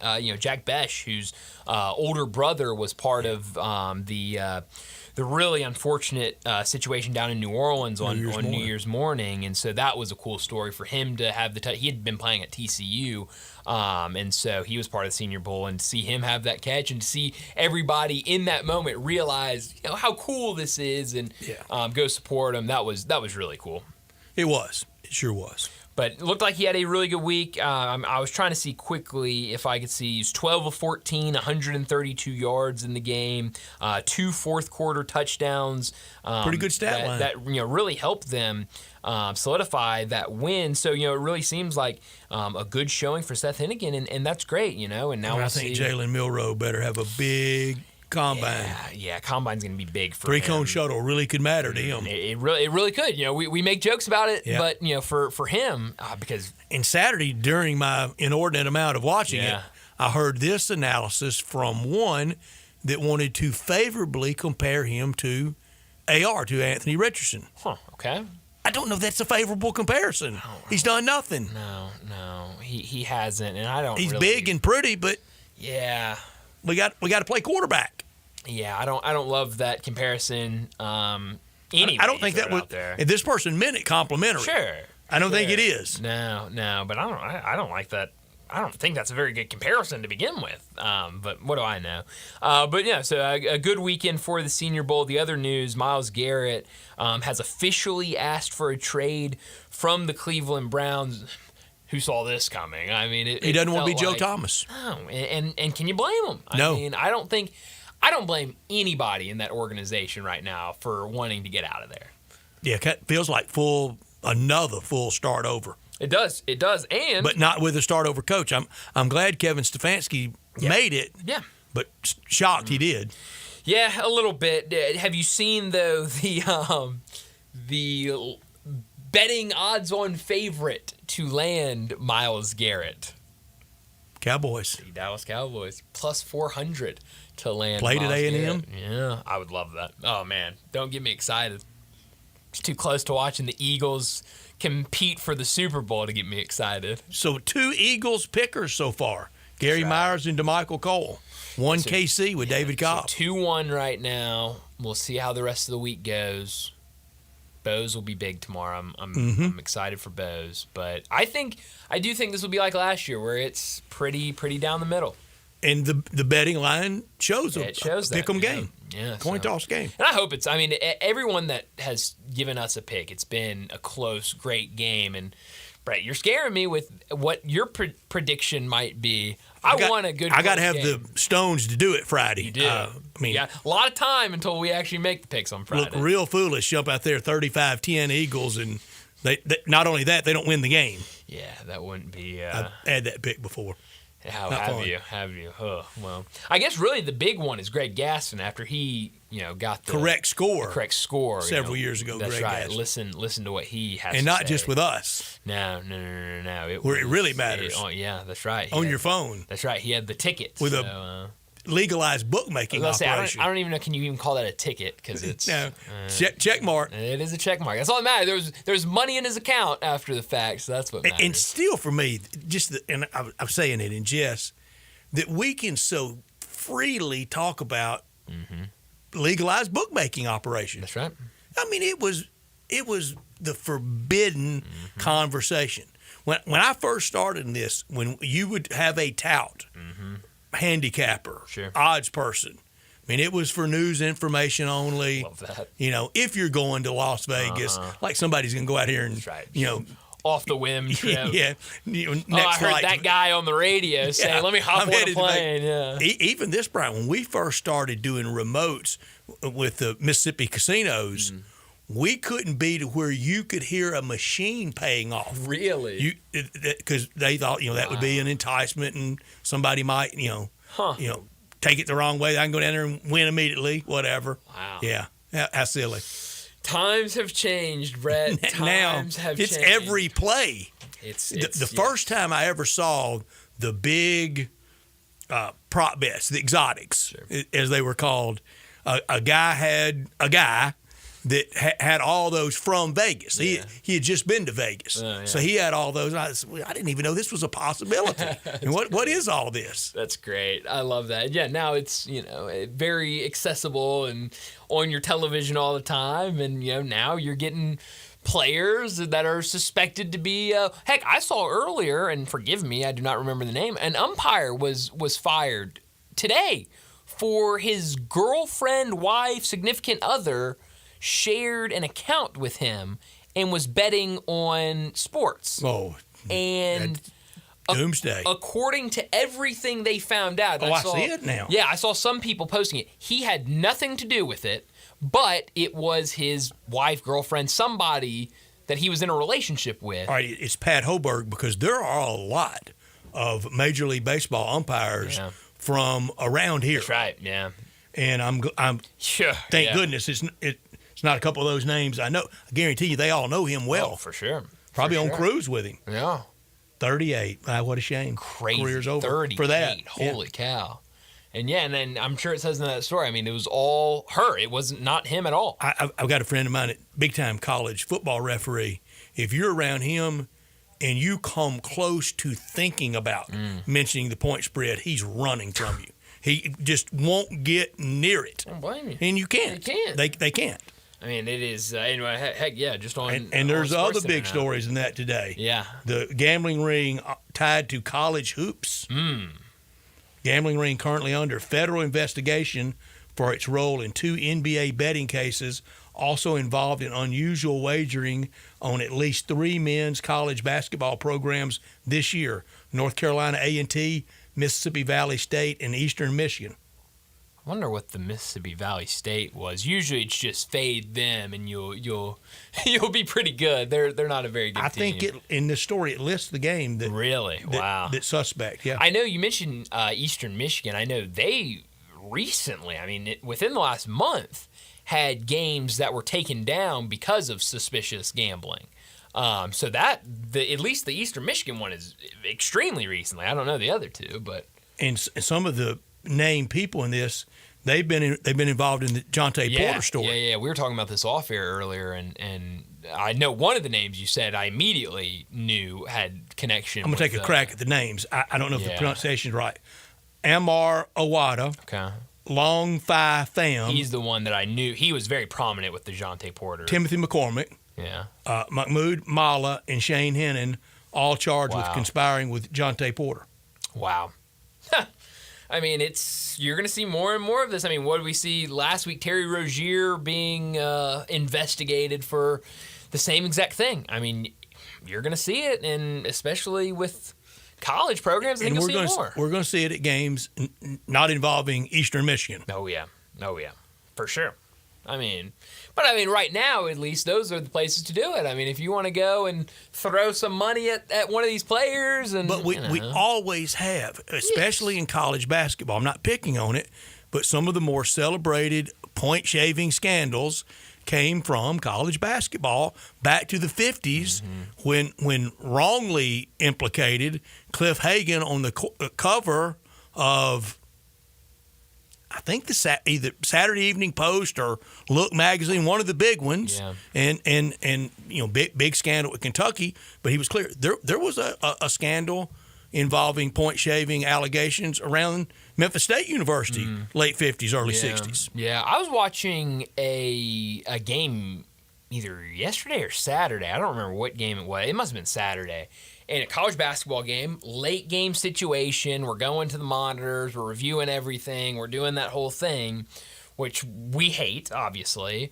But the commentator, and I was like, okay, I guess, he was trying to defend doing that and taking all this time to review everything and look at everything and make sure the clock's right and all of this stuff. Because he said that college basketball is making a point to do that so that there is never a question about one of these officials or somebody not calling something or not going and looking at something. I don't mind that. I don't mind it. But it was almost like this commentator almost got a hint of this story that was going to break on Monday, because it broke. It was very weird how he just kind of randomly brought it up. He's like, I hear a lot of people complaining about the end of game stoppages and everything, but you got to know that college basketball is making an effort to make sure that nothing even falls through the cracks of maybe a ref or somebody trying to do something for a game. Us old timers, there are a lot of plays throughout sports history that if we had the wave of legal sports wagering now, if we'd had it then, that people would have said the fix was in. Probably the biggest one, Georgetown, 82 finals against North Carolina, when their player, Fred Brown, dribbling the ball, just passed it perfectly to James Worthy. But years later, I heard the reason why that happened. Fred Brown ended up being, after graduated from Georgetown, great student, one of the dream great stories of what John Thompson was trying to commit Georgetown to, is getting these youngsters a great education from a great school like Georgetown. Well, he went to work for the Secret Service. Oh, wow. And after 11, 12 years, they finally said, he's not responding well enough. I don't know if it was left eye or right eye, but out of the peripheral vision. So they sent him to the eye doctor, and he had zero peripheral vision. He never saw James Worthy standing over there, and just thought, a glancing blow, and thought it was his guy. Holy cow. That's why Fred Brown made that errant pass, that if you did that now, we melt these airwaves with the fix was in, and it wasn't. He was visually impaired. Wow, that's crazy. Go to YouTube and watch that. Yeah, I'll do that tonight. That is crazy. But yeah, no, I mean it's going to be the big new thing of we're going to see every single year something, a team being accused of it or a player being accused of it. It is going to be the thing that sweeps athletics moving forward, and it's a shame, but it is what it is, I guess. Well, let's go ahead, get to our final break of the day, and when we come back, we'll wrap up today's show with Crunch Time. Broadcasting from the Family Leisure Studio, we are Sports 56 and 98.5 FM. You know, sometimes I wish I had a gun. Well, I'm armed, but before I bought one, I still went to Top Gun Academy to learn to protect myself without a gun. How is that possible? Top Gun's personal protection training. It's perfect if you want to protect yourself without firearms. I don't know. And it's perfect if you feel the need to carry a gun for self-defense, because the last thing you really want to do is shoot. That is scary. Not at Top Gun. It's very comfortable, and you learn to load, handle, and shoot a handgun safely. Protect yourself. Go to Top Gun Academy. They're at 2770 Witten Road.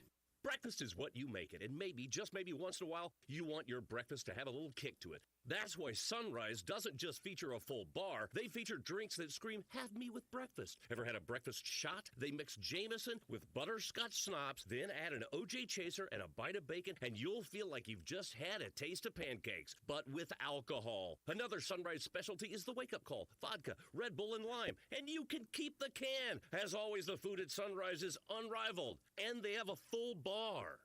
Briggs Powder Coating for a beautiful finish every time. Briggs Powder Coating specializes in automotive, ornamental, residential, and industrial coating. With two conveyor lines and the largest batch ovens in the Mid-South, Briggs can accommodate all of your powder coating needs. Locally owned and operated since 2002, Briggs Powder Coating will customize a beautiful finish just for you. Drop by or call to see how Briggs Powder Coating can bring color to your life. 901-367-2771 or BriggsPowderCoating.com.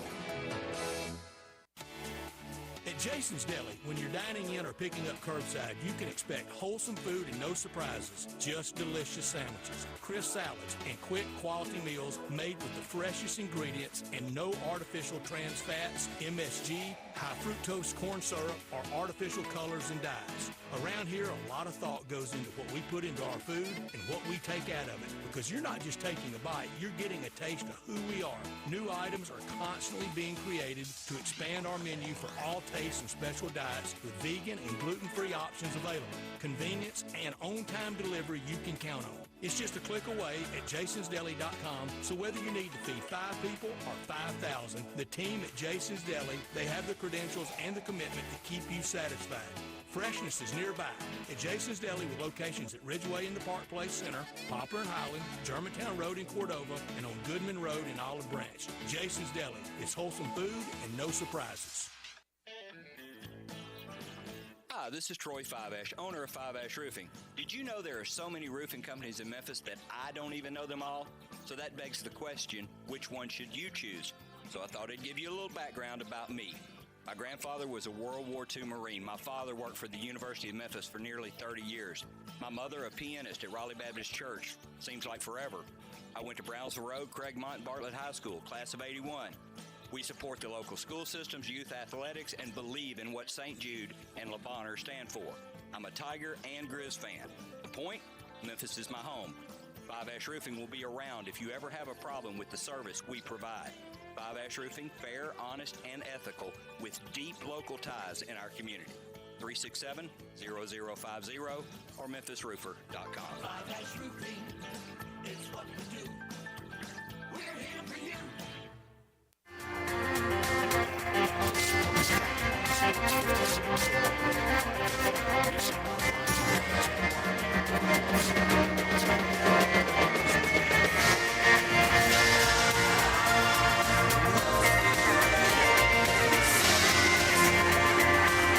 This is pretty cool, and we're just getting started, so.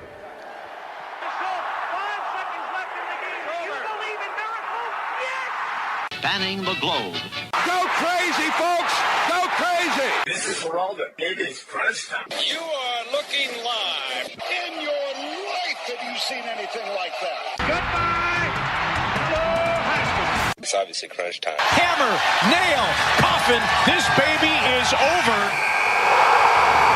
Well, Brett, what I learned today, the Tigers got another win yesterday afternoon against Rice. I know, 3-point win, it wasn't pretty, a win's a win, whatever you want to say about it. But the one thing that you can say, and the one thing that was a massive positive from that game, is the play of P.J. Carter, and that's gone on over the last 3 games. 14 points against UAB, 14 points on the road against Tulane, 19 points on the road against Rice. He's getting more of an opportunity out there, getting more minutes, and he's making the most of them. This really feels like one of those. We always hear the story of Penny Hardaway going to a guy and saying, look, man, you got to have confidence in yourself. You got to go out there. We want you out there knocking down shots. This feels like one of those, because not only is he getting more minutes, he's making, he's making more out of that opportunity. You look back at some of these games. You go back to Tulane or to the UAB game. Only 13 minutes, but he's 5 for 7 from the field, 2 for 4 from 3. You go back to some of the earlier games where he played 13 minutes, and it's 2 for 3 from the field, and all 3 of those shots are 3-pointers. This really feels like, over the last 3 games, this last one against Rice, 6 for 9 from the field, 5 for 7 from 3. Against Tulane, 5 for 11 from the field, 4 for 9 from 3. This feels like where Penny Hardaway, maybe it was the move Danger to start it. Now you got to have somebody off the bench to give you. Maybe Penny Hardaway went to him and said, look, we brought you in because we know you're a good scorer. You're a great shooter. Go out there, take shots, have confidence in yourself. He's getting more minutes. The shots are falling. You can see he is very confident in his shot right now. He's been the player that you were really looking forward to preseason. Yeah, and he's been really good, and he's starting to show it right now. What I learned, the trade. Shocker, but is it? Lakers always get that kind of league discount. I don't think it's anything nefarious, but it always goes their way, doesn't it? Mm-hmm. They had no trade value whatsoever and pulled this off. And at mock trade sites, you couldn't even enter that in as a potential deal. No. It would kick it out as it's too ridiculous. They made it work. It's insane. Well, what I could have done with that is right there. The decision to trade Luka Doncic. This was, we were going through the why is this happening? What's going on? And then Tim McMahon tweeted out Saturday night, quote, the Mavs had major concerns about moving forward with Luka Doncic due to his consistent conditioning issues and the looming commitment of another Supermax contract extension this summer, sources told ESPN. I said it earlier, I'll say it again. I don't care if Luka Doncic doesn't do another minute of conditioning.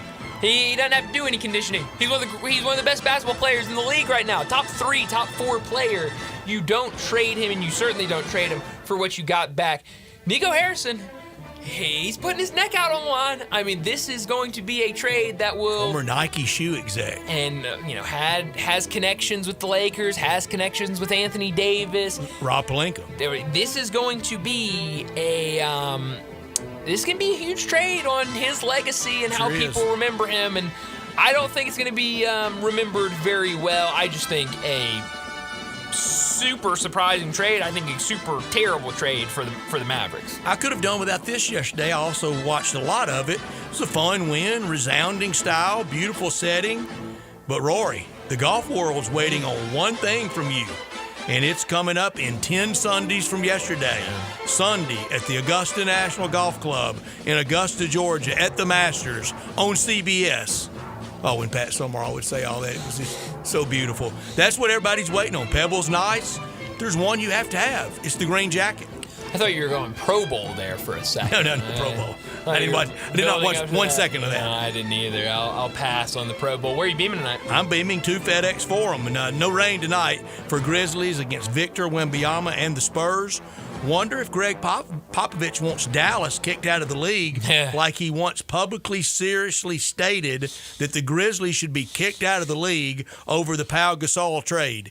It only led to the best chapter in team history. Can I say I agree with Pop on this one? They should be kicked out of the league? I think so. I mean, kick him out. Get him out of here for a move like that. Beam me to this game tonight, starting about 30 minutes. Rockets and Knicks on NBA TV, a team that the Grizzlies have seen recently. But I think a really fun game. The Knicks have played really well, 32-17. The Rockets, we know how good they are, this young, fun team. It should be a really good night in the NBA with what the Grizzlies have going on tonight against San Antonio. We'll see if Ja Morant's still a game-time decision on if he'll play tonight. But that's all the time we have. Enjoy the rest of your night. We'll talk to you again tomorrow afternoon.